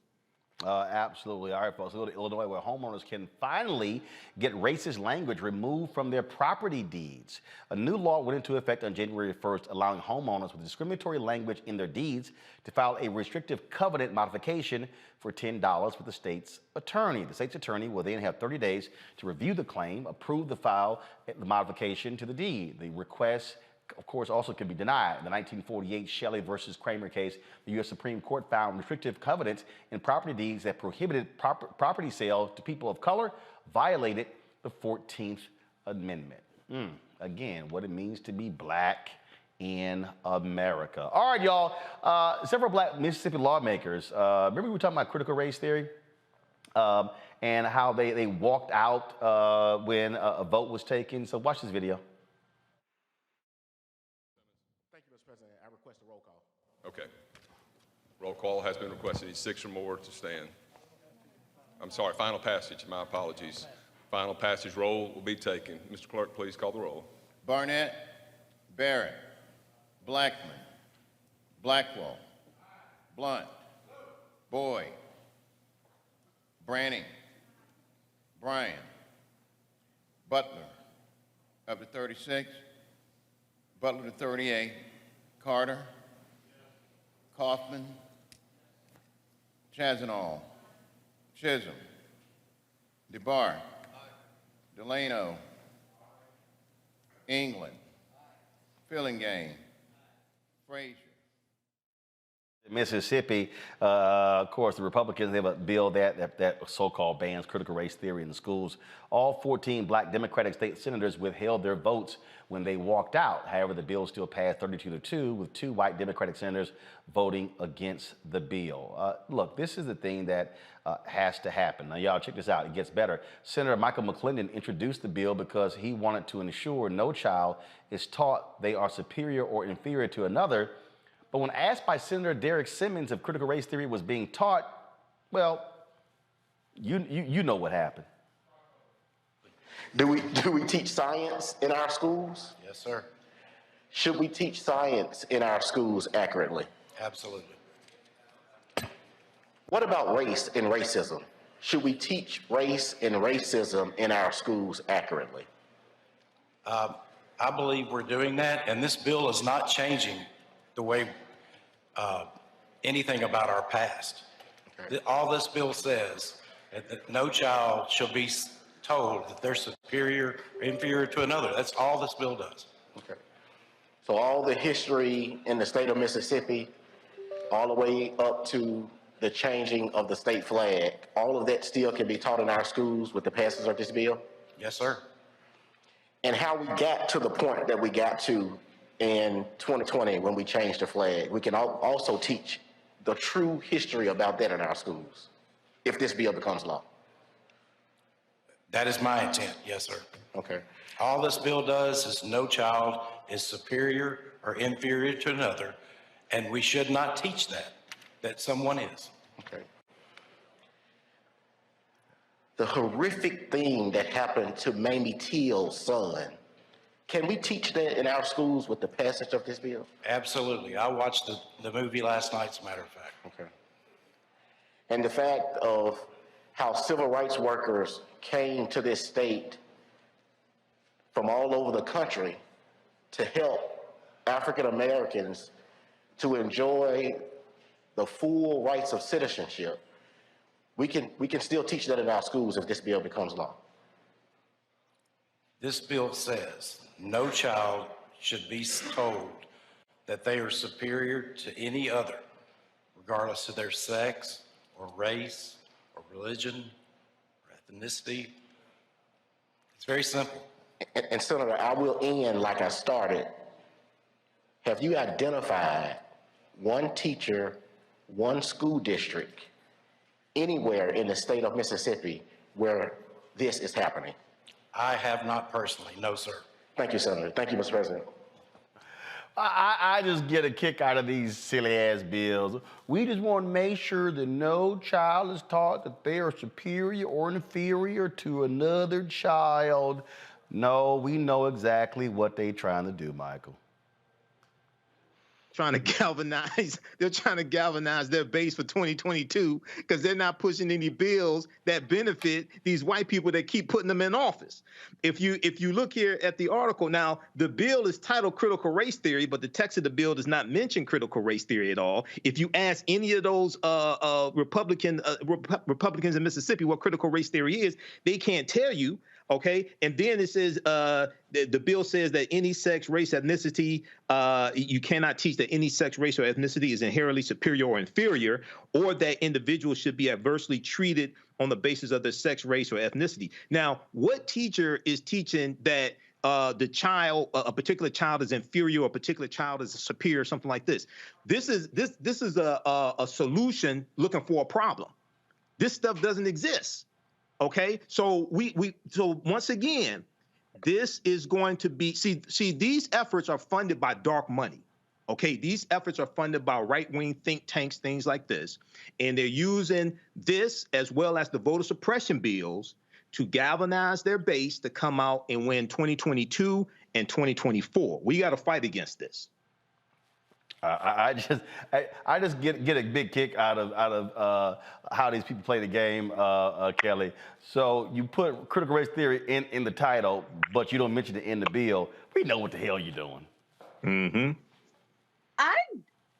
And I don't know if this has been addressed on your show or anywhere really. I don't understand how these bills are still being upheld by law, because to me they are vague and overbroad, and that is a violation of your First Amendment rights. So you cannot have a bill such that is so vague and overbroad that it stifles your right to free speech. So how is this a constitutional bill? How is it being upheld? And you can't even enact upon it. You can't enforce something like this. So I don't even understand why this bill is in existence. But aside from that, the fact that they're saying, quote, any sex, race, ethnicity is inherently inferior or superior, that you cannot teach that, but that's been taught for years across the Bible Belt and nationwide by way of how these textbooks are set up in the first place regarding whiteness and white supremacy. If you look in history books right now, or I shouldn't say right now because I haven't been in school, but when I was growing up, we had history books that depicted Egyptians as white, like lily white. And the slaves or the enslaved in these books were depicted as the darkest of skin. You know, so you can't say that we are not having this debate as to who's inferior, inferior or superior. You can't have something like that being discussed if you're not going to talk about the books already in place that already imply that whiteness is superior. So unless you're going to take those books out, this law is null and void. And frankly, by the looks of it, it's unconstitutional. Matt, your thoughts? Yeah, I don't like going after Michael and Kelly because they answer the question so fully. I don't have too much to add beyond hit dogs holler, and critical race theory has become a dog whistle for everybody who's trying to run for president or otherwise some other office in the next cycle. That's all it comes down to. I'll say I don't even know that they care that the bill is actually passed. What they want to be able to do is put those who are feeling some kind of way, particularly white people, obviously, put them at ease by saying, I see you, I feel you, and I'm going to make it such that people can't make you feel bad about the actual history of our country. So that's what it is. It's a dog whistle. Most of them don't even understand what critical race theory is. And frankly, I don't know how much they care. They just want to galvanize the support, as Michael said, very early. Absolutely. All right, folks, I got to go to break. We come back. We're going to talk about our Education Matters segment. Homeschooling is an option for an increasing number of African Americans. Plus, taking your phone calls. No topic. Whatever you want to talk about, we're here to take your phone calls. That is next, right here, Roland Martin Unfiltered on the Black Star Network. Aretha and I met as a result of a friend of mine named Ben Vereen. She was standing in the mirror in front of, the lights go around the star mirrors, and dressed in white and getting ready to perform, and she was standing up and she saw my reflection in the mirror, and she gave a little, and I gave a little, They mutual admiration. Oh, yeah, for sure, for sure. She expressed at that time that she wanted to, she had moved to California and she wanted to take lessons in acting. She wanted to do some acting. And I was, like I said, I teach. Right. I've been teaching for 12 years, And so I said, well, I teach acting. And if you want, come down to my classes. One evening, class was very disruptive. They were all at the window. Get back here, come on, we got a class, what are you doing? A limousine just pulled up, a lady got out in a fur coat. She walked into the class, and my first reaction was, you're late. And you told the queen she was late. She was. You wouldn't let her know I'm the teacher. I'm serious. And I think that's what she came to find out. Was I serious? And I was. And so we became serious. Serious enough when you got married. That's as serious as it gets.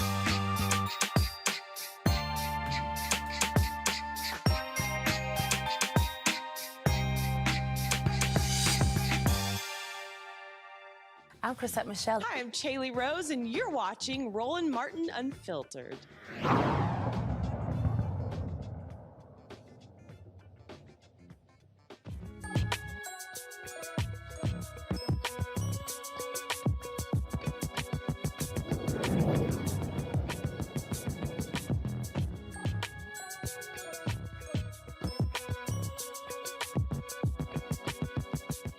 All right, folks, a growing number of black families have started teaching their kids at home.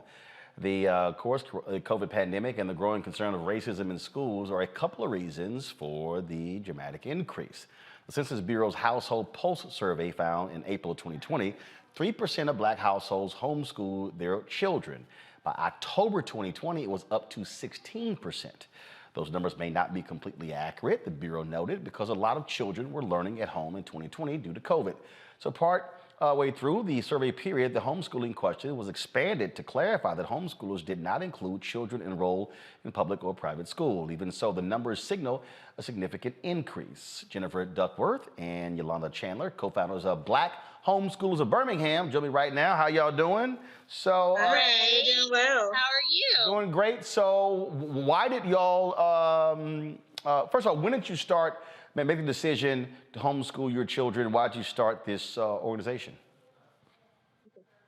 Okay, well, thank you for having us. Well, I started homeschooling. I have two sets of kids. The first set, we started homeschooling when Black homeschoolers were really an anomaly. So back in 2005, we did that all the way until my kids were seniors in high school, juniors, and almost a senior in high school. And then I had another set of children, and we've been homeschooling for about 4 years now. Yes, and we started homeschooling when my son was going into kindergarten. He's in 5th grade now, and we have 3 kids. One is in 3rd grade, and my youngest is in kindergarten. And we started because we just wanted the opportunity to build a solid foundation for them that we could trust. Now, obviously, a lot is required to homeschool. That means one of the parents is not working. That means, and so for folks out there who are single, how does that work? Does it have to be the parent? Could someone actually, let's say, have, if they have the resources, hire a tutor to homeschool their child? How do the rules work? Well, it actually depends on, homeschool is governed by each individual state. There is no federal mandate for homeschooling. So it's actually each parent, and if you're interested in homeschooling, what we advise them to do is check the laws within their state. Here in Alabama, really homeschooling is about an individual choice for family members. So even though we may outsource certain subjects, it's really difficult when you're talking about sending your child to someone else to homeschool, because really the importance of the homeschool, we always say family first, school second. So the whole idea of homeschooling is not to get traditional education in the sense as if you're sending your kid off to be taught by someone else, but the parent has lots of involvement with the child and is able to pick up on that child's strengths and weaknesses and really ignite what their passions are. So if a single person or someone who wants to homeschool, we would really suggest that they first look at the laws within their state and then reach out from there. Questions from the panel. Let's see, I'll start with Matt. So I don't want Matt to follow Kelly and Michael. So go ahead. Thank you, Roland. I appreciate that. Thank you, sisters, for joining us. The quick question I had is, are there federal or state monies that you've seen in Alabama or otherwise that Black families can utilize to subsidize the cost of homeschooling? So books or resources, are there monies out there if I'm interested in doing this that will help me defray the cost I might have to teach my children at home? Well, there's no, as I said before, because there's no federal mandate for homeschooling, it's really an individual choice. So when a family chooses to homeschool, they're really opting out of all of those free resources and the things that you would generally get if you were in a public school setting. The great thing about the pandemic, if we could say that there was anything great about the pandemic, because of course, you know, it was very stressful and traumatic for all of us. But one of the things that came out of homeschooling for homeschooling families was that because the entire country was homeschooling at a certain point, in a sense. So there were a lot of things that families who traditionally homeschooled before the pandemic, we had to pay for. But we were able to take advantage of all the things that were free. But one of the things that I would advise anyone who's interested in homeschooling is, don't jump into thinking that you have to spend hundreds or even thousands of dollars to homeschool. If you have a library card, if you have access to a computer, if you have access to members within your community who are willing to talk to your kids, those are great starters. So it doesn't really cost a whole lot to homeschool if that's what you decide to do. Homeschooling, of course, is big business, but just like anything else, you don't have to put the horse before the cart. You can homeschool with the minimal amount of money spent. You can get your friendly with your local librarians, as we have. We spend a lot of time in our local libraries. There's lots of free resources that you can get in that way. And one thing I might add is the reason why we started the Black Homeschoolers of Birmingham is because Yolanda and I were looking for a community that fit our cultural needs. And from the past 3 years that we have been together, we have had families to step up and actually say, well, hey, I can create a design class, or hey, I can create a debate class, or hey, I can create a music class. So that in itself creates what some might consider a community co-op, and the resources are not as expensive because it's in-house within our own community, and it helps offset the cost, and also it helps with community and the social aspect that most people are hesitant when it comes to homeschooling. So we've had a lot of success, and we're so grateful for our moms and fathers that volunteer within our community. Let's see here. Michael. All right. Hello, Jennifer and Yolanda. This is Michael Imhotep. So thanks for coming on today. Michael, you're going to do a whole damn introduction, man. Ask the question. No, I'm asking the question. Well, Michael, ask the question. Roland, I talked about them. Michael, but you're going to do a whole damn... We got it. No, I'm not. I'm Roland. Roland, come on. I've already said your name. Okay. Only thing your ass didn't give was your zodiac sign. It's Gemini, but Don't let them do you like that, Michael. Damn. Now ask the question. So, what type of resources do you all use when you teach, like history, science? Because that's one of the problems. I speak at a Black Homeschooling Expo usually each year. And this is one of the problems that parents have, trying to find resources, curriculums, things like that, especially when it deals with history. So what type of advice can you give? Well, I could say that, like Yolanda said, we utilize our library a lot. And we have actually started working with our local library to create programs that are specifically for our culture, the Black and Brown community. And they have been so amazing about saying, well, what is it that you need? And we actually did a field trip where we took a tour of our local library, and the librarian told us about the online resources that were available to us. All you had to have is a library card, as well as the in-house resources like the homeschool section that they have. Like, that's another thing. When Yolanda was talking, curriculum is something that we like to say is a tool. So you need to learn what your goal and your vision is for your family and the environment that you want to set up for your children and your family before you just hop into any kind of curriculum, because that's how you lose money, because you're like, oh my gosh, this doesn't work.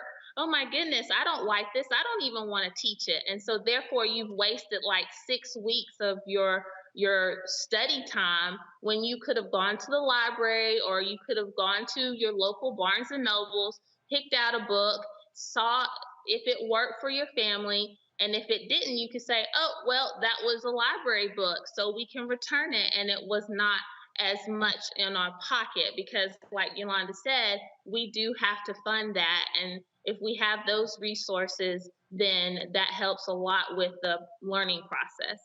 And let me just add, my first year homeschooling with my oldest son, I had no idea what I was doing, but I knew that he was struggling in school and that I needed to do things differently. So what we did was we focused on 2 subject areas, math and reading. So I went to Barnes and Noble and I got a workbook. We took our time, we worked through that. There's a great program online that you can go to that's free, that provides free math resources. And that's what we did. I didn't know any different. I just knew that my son needed some undivided attention that he wasn't getting in the private school that I was spending so much money sending him to. So I just took my time with him. And that's the beauty of homeschooling, that it's a journey. So we don't have to cram everything into one school year, or separating it into semesters or 9 weeks or whatever.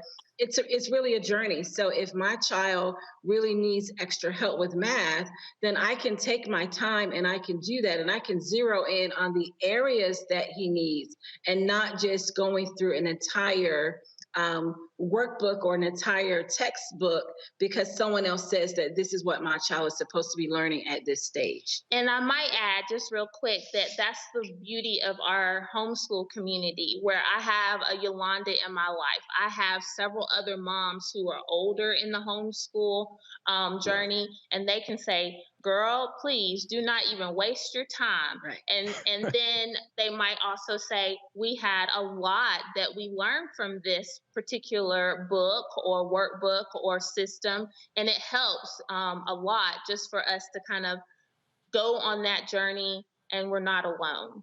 Kelly, no zodiac signs.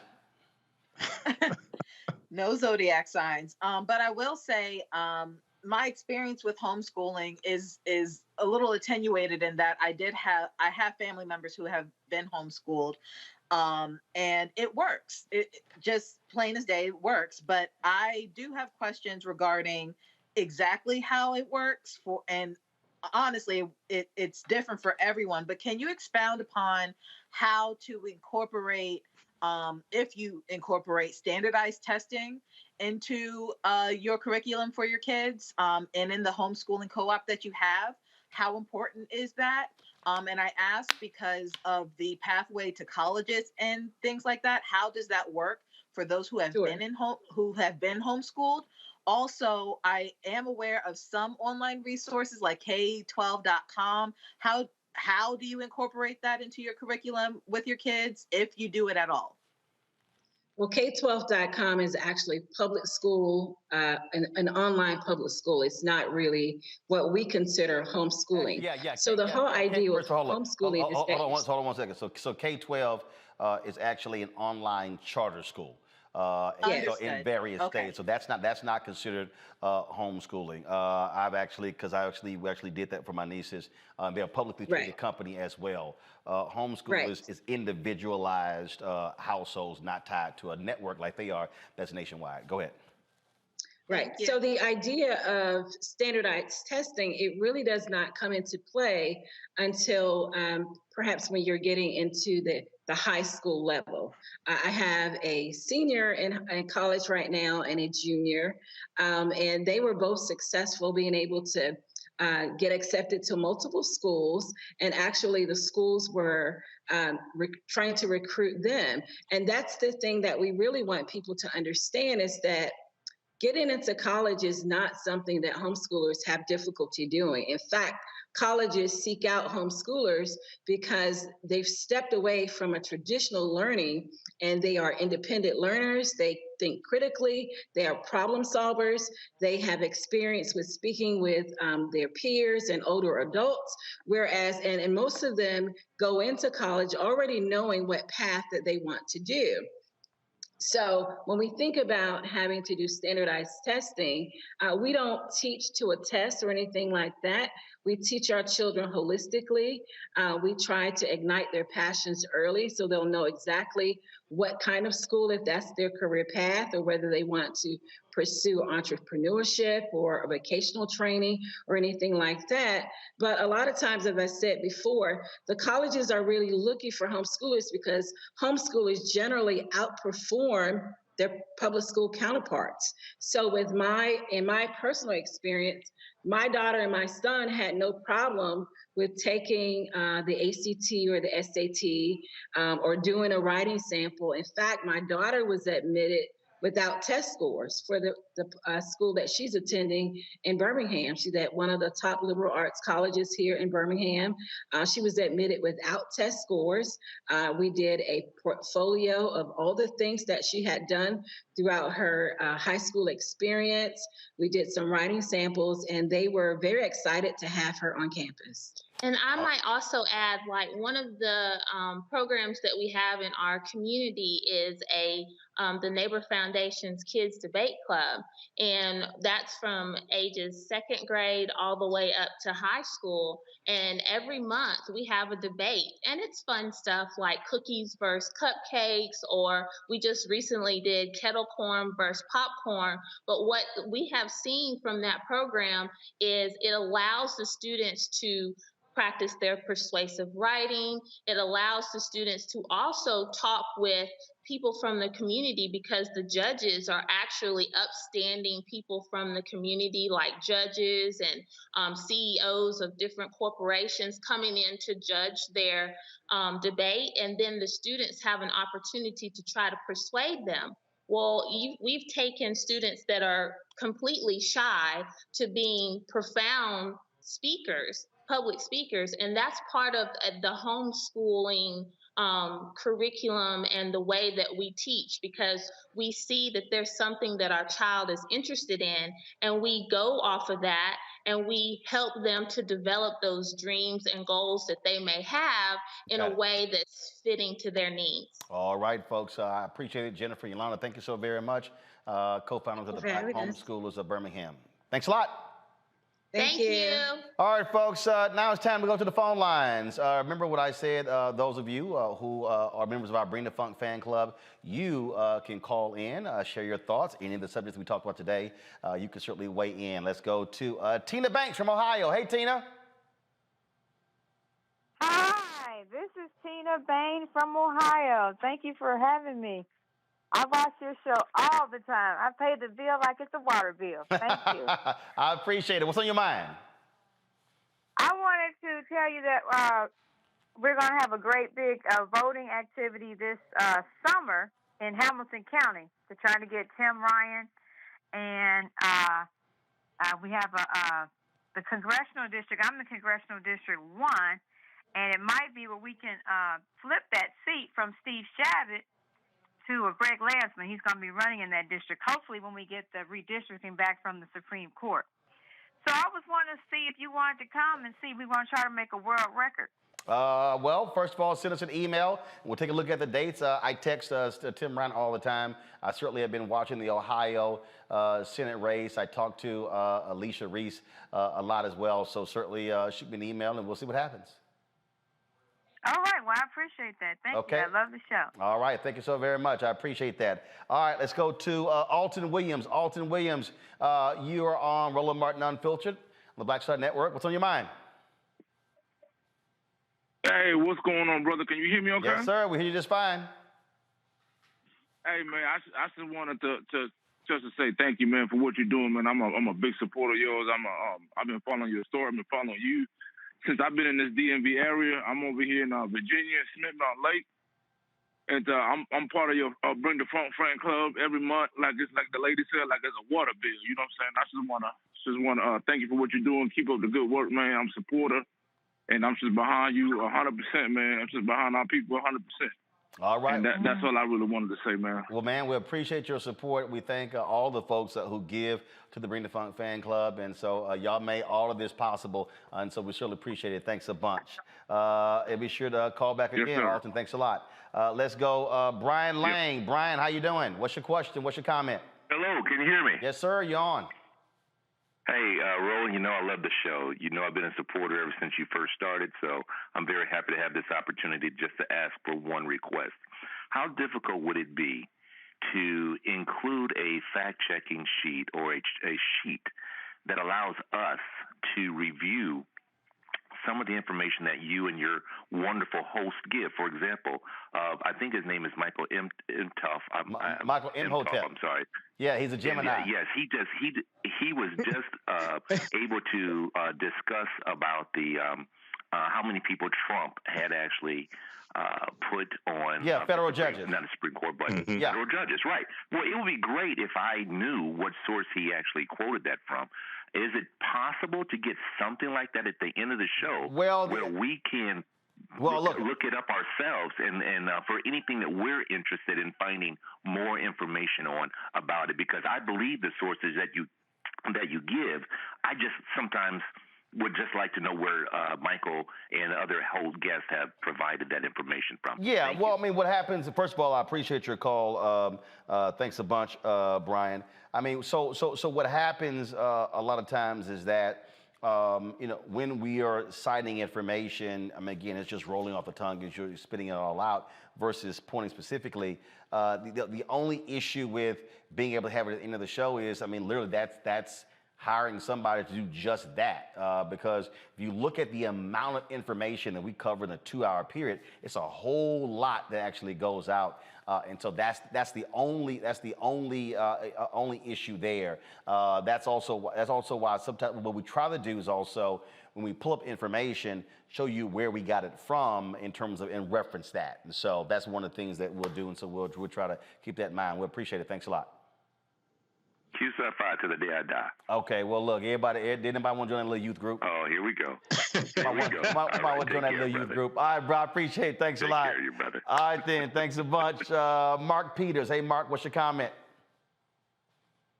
Oh, hello, can I be heard? Yeah, that's why you called in.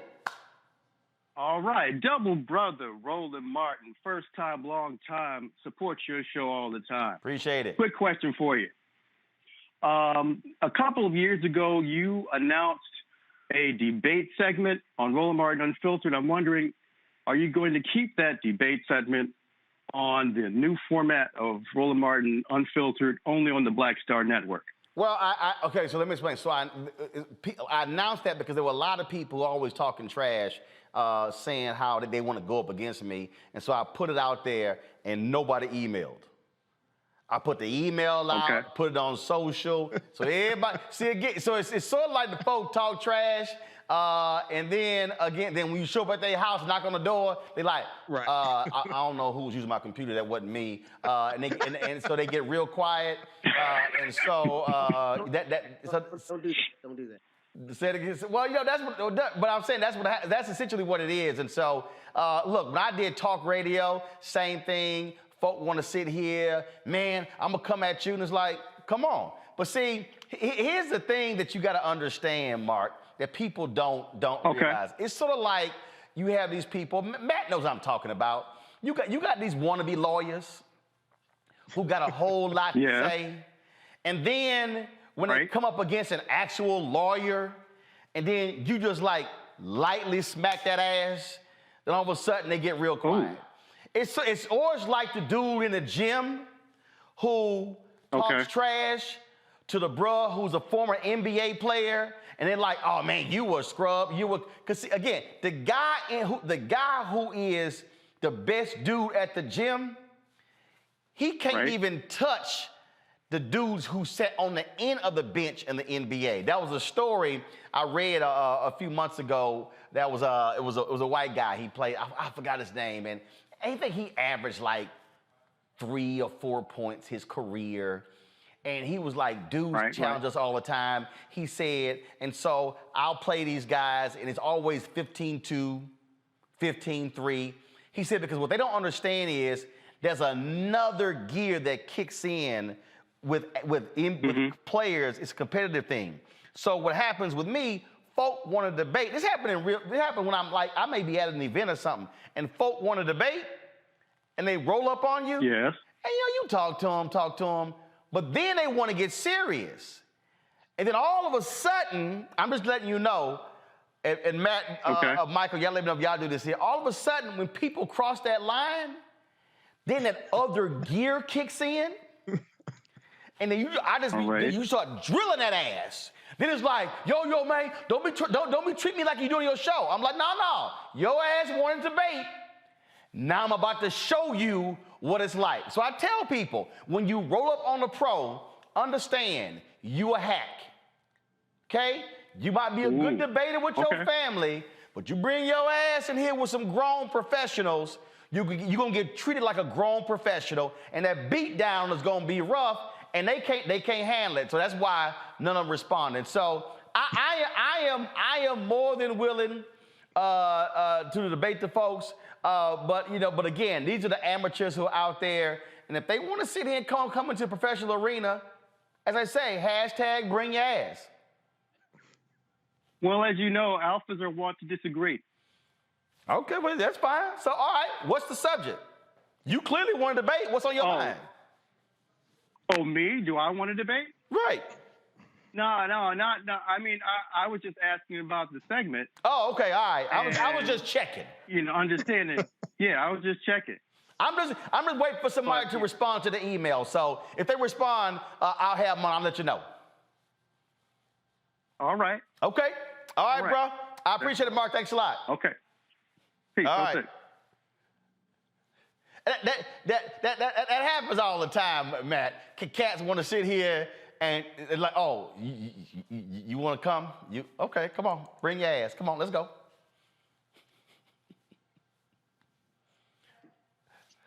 Matt frozen? I think Michael? Michael, did it happen to you? Yeah, well, that happens, but I provide documentation on my show and my lecture, so that that really reduces that. But the one caller who asked, PewResearch.org, how Trump compares with other recent presidents in appointing federal judges, January 13th, 2021.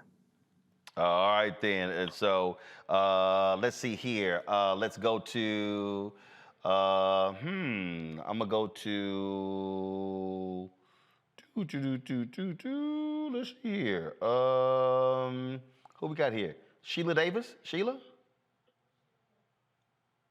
Is Sheila there? Sheila, what's on your mind? Okay, thanks for taking my call. I'm concerned about America, and Biden administration is not doing it fast enough. Okay, I'm concerned about voting rights, of course, and they waited. The Attorney General waited 8 months to file the discrimination suit on Texas and Georgia, from what I understand. And they waited too late. No. Hold up. Again, first of all, they filed the lawsuit after they passed the voting laws. No, okay. He waited 8 months until he addressed the issue. No. Again, let me correct you. They filed a lawsuit against Texas. What kind of lawsuit? No, the Department of Justice filed a lawsuit against the Texas voter suppression law after they passed the law. Matt, you're there in Texas, correct? Yes, I know that, okay? But the Attorney General just filed a discrimination lawsuit against Texas. Did you hear about that? You said, yes, the lawsuit that they filed the lawsuit against Texas saying that the Texas voter suppression law discriminates against people of color. You said they filed it too late. Exactly. When did you want them to file it? And I told, okay, I didn't know that they filed it. I saw it last month, okay? No, it wasn't. You may have seen it last month, but they filed the lawsuit after Texas passed the law. They filed the suit against Georgia after Georgia passed the law. Yeah, and Georgia passed the law in March 2021. Last year. Yes. But my other concern, you corrected me on that, okay? Okay. But I told Martin Luther King III they should file a lawsuit against every state, a discrimination lawsuit against 33 states that adopted that law, the voter suppression, okay? And also... you can't just... So Matt, explain to her that you just can't just file a lawsuit just because. There has to be grounds. Go ahead. It has to be grounds. Yeah, I have... Hold on, Sheila. I want Matt to answer what you just said. Go ahead.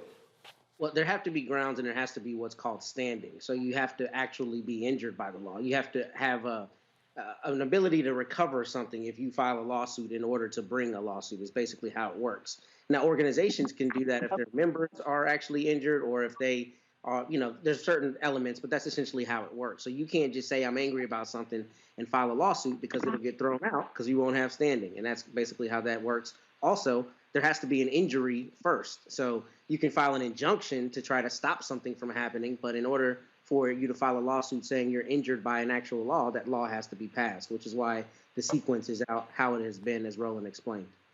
Okay. Yeah. All right, Sheila. Right. Wait. Roland. Yes. Hello. Okay. Can Joe Biden increase the Supreme Court nominee? No, he cannot.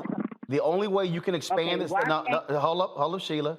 Congress has to pass a law in order to expand the Supreme Court. The president cannot sign an executive order to expand the Supreme Court by himself.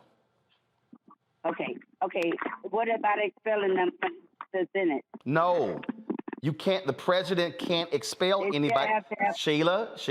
No, not the president. What about Nancy Pelosi? and Chuck Schumer? Sheila. Nancy Pelosi is the Speaker of the House. She does not have any jurisdiction over the United States Senate. Second of all, Nancy Pelosi, as the Speaker of the House, can't expel somebody from the United States House. That has to be voted on by the entire House of Representatives. Okay, that's what my solution was.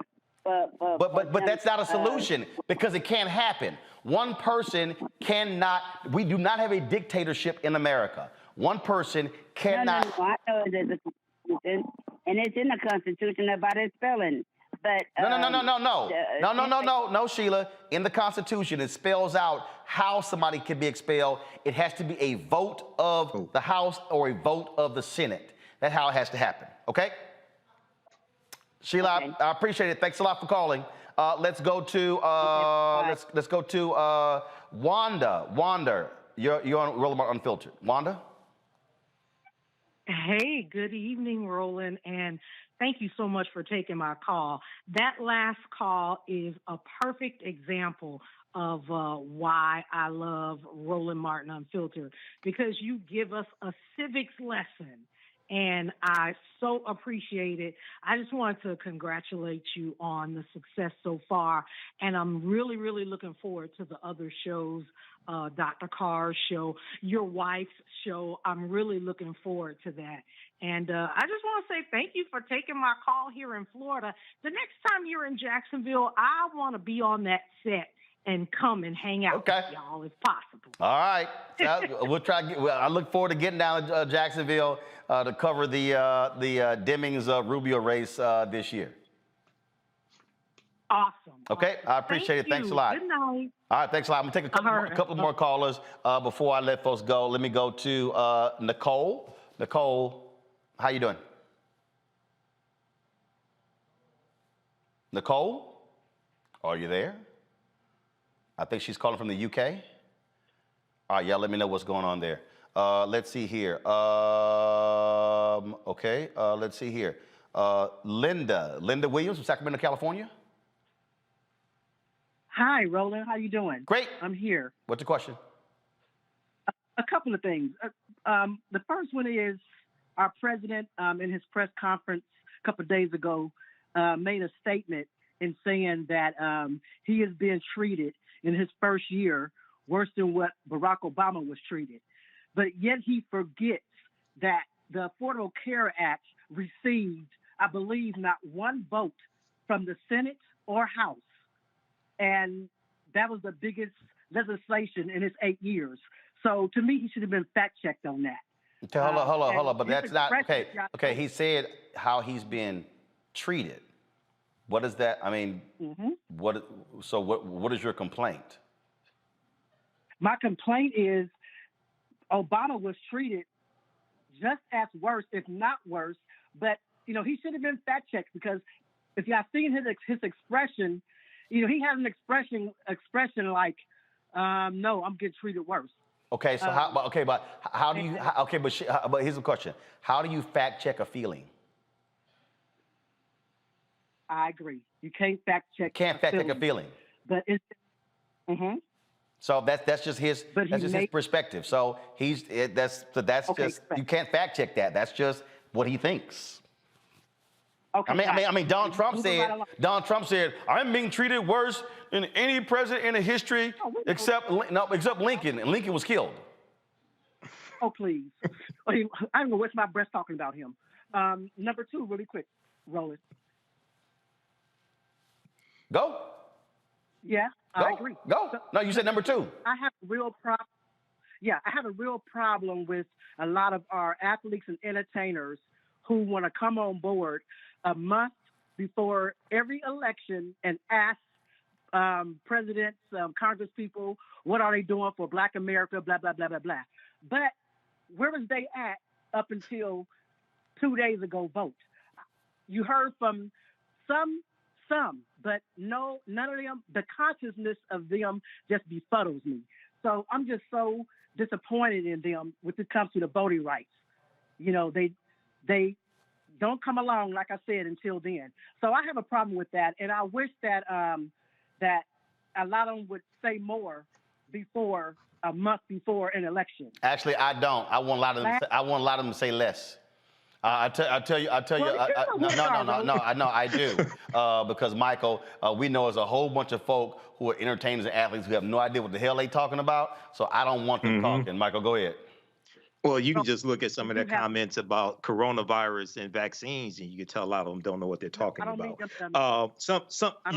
You'll have some athletes and entertainers who mean well, and they want to help, but they really need to be educated on policies and politics and things like this and laws. They really need to be educated. You have others who are just grifters and are just in it for themselves. But I'm not looking to athletes and entertainers. I'm not looking to athletes and entertainers to educate us on politics. Right.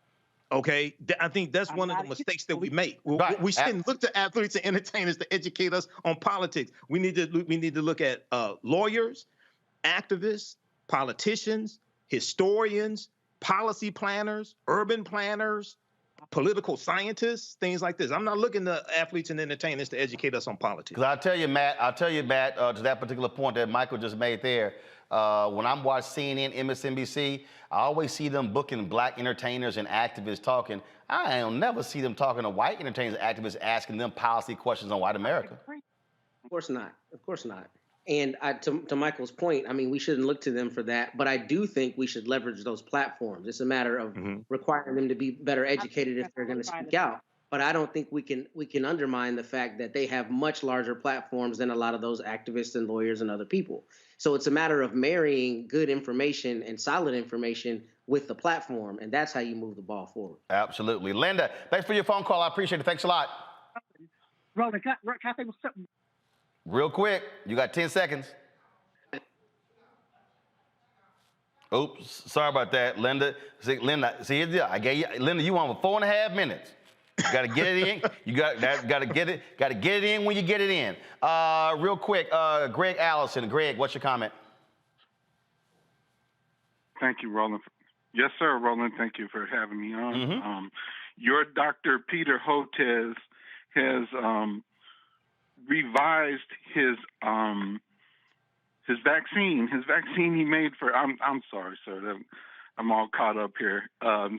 He put together a SARS vaccine back in the day, and I just was wondering if you knew about it. Yeah, as a matter of fact, when he was on the show, he told us Texas Children's Hospital, where he works there in Houston, they actually created a COVID vaccine, and they actually are sharing the information, sharing the vaccine with people all across the world, unlike Moderna, correct, unlike them. So yeah, when he was on the show, he told us about that. Oh, I must have missed it. I'm on your YouTube chat as Collection Stick. Okay. Well, thank you, sir. And I appreciate it, bro. I appreciate it. Thank you so very much. All right. That is it. It's a Friday. Matt and Michael, thanks for sticking around a little bit longer for us, taking the phone calls. We're a little longer than some of the other segments, but definitely want to get the phone calls in. I appreciate it, gentlemen. Thanks for being on the show. Kelly, thanks a bunch as well. And so thank all the callers. I couldn't get to everybody. And so what we'll do is next week we may just, do news in the first hour. And then, of course, do phone calls for the last hour of the show. And again, so we're going to be incorporating calls into the show, not just once a week, but multiple times in the week. Before we go, though, folks, we do have a passing of a couple of our African-American elders who have now moved on to become ancestors. And that is the only woman to ever be drafted. Kill the music, please. Thank you very much. Folks, Lucia Harris, you might not know that name, but she was a tremendous athlete. She holds several firsts in world basketball. She was the first woman to be drafted by an NBA team officially, the first woman to score in an Olympic game. In 1992, became the first black woman inducted to the Naismith Basketball Hall of Fame. She was a 1976 Olympic silver medalist and helped Delta State University win 3 straight national titles in the 1970s. The family released the following statement. We are deeply saddened to share the news that our angel, matriarch, sister, mother, grandmother, Olympic medalist, the queen of basketball, Lucia Harris, has passed away unexpectedly today in Mississippi. The recent months brought Miss Harris great joy, including the news of the upcoming wedding of her youngest son and the outpouring of recognition received by a recent documentary that brought worldwide attention to her story. She passed away at the age of 66. Actress and singer Carol Speed, most known for her roles in a handful of 1970s films, died at the age of 76.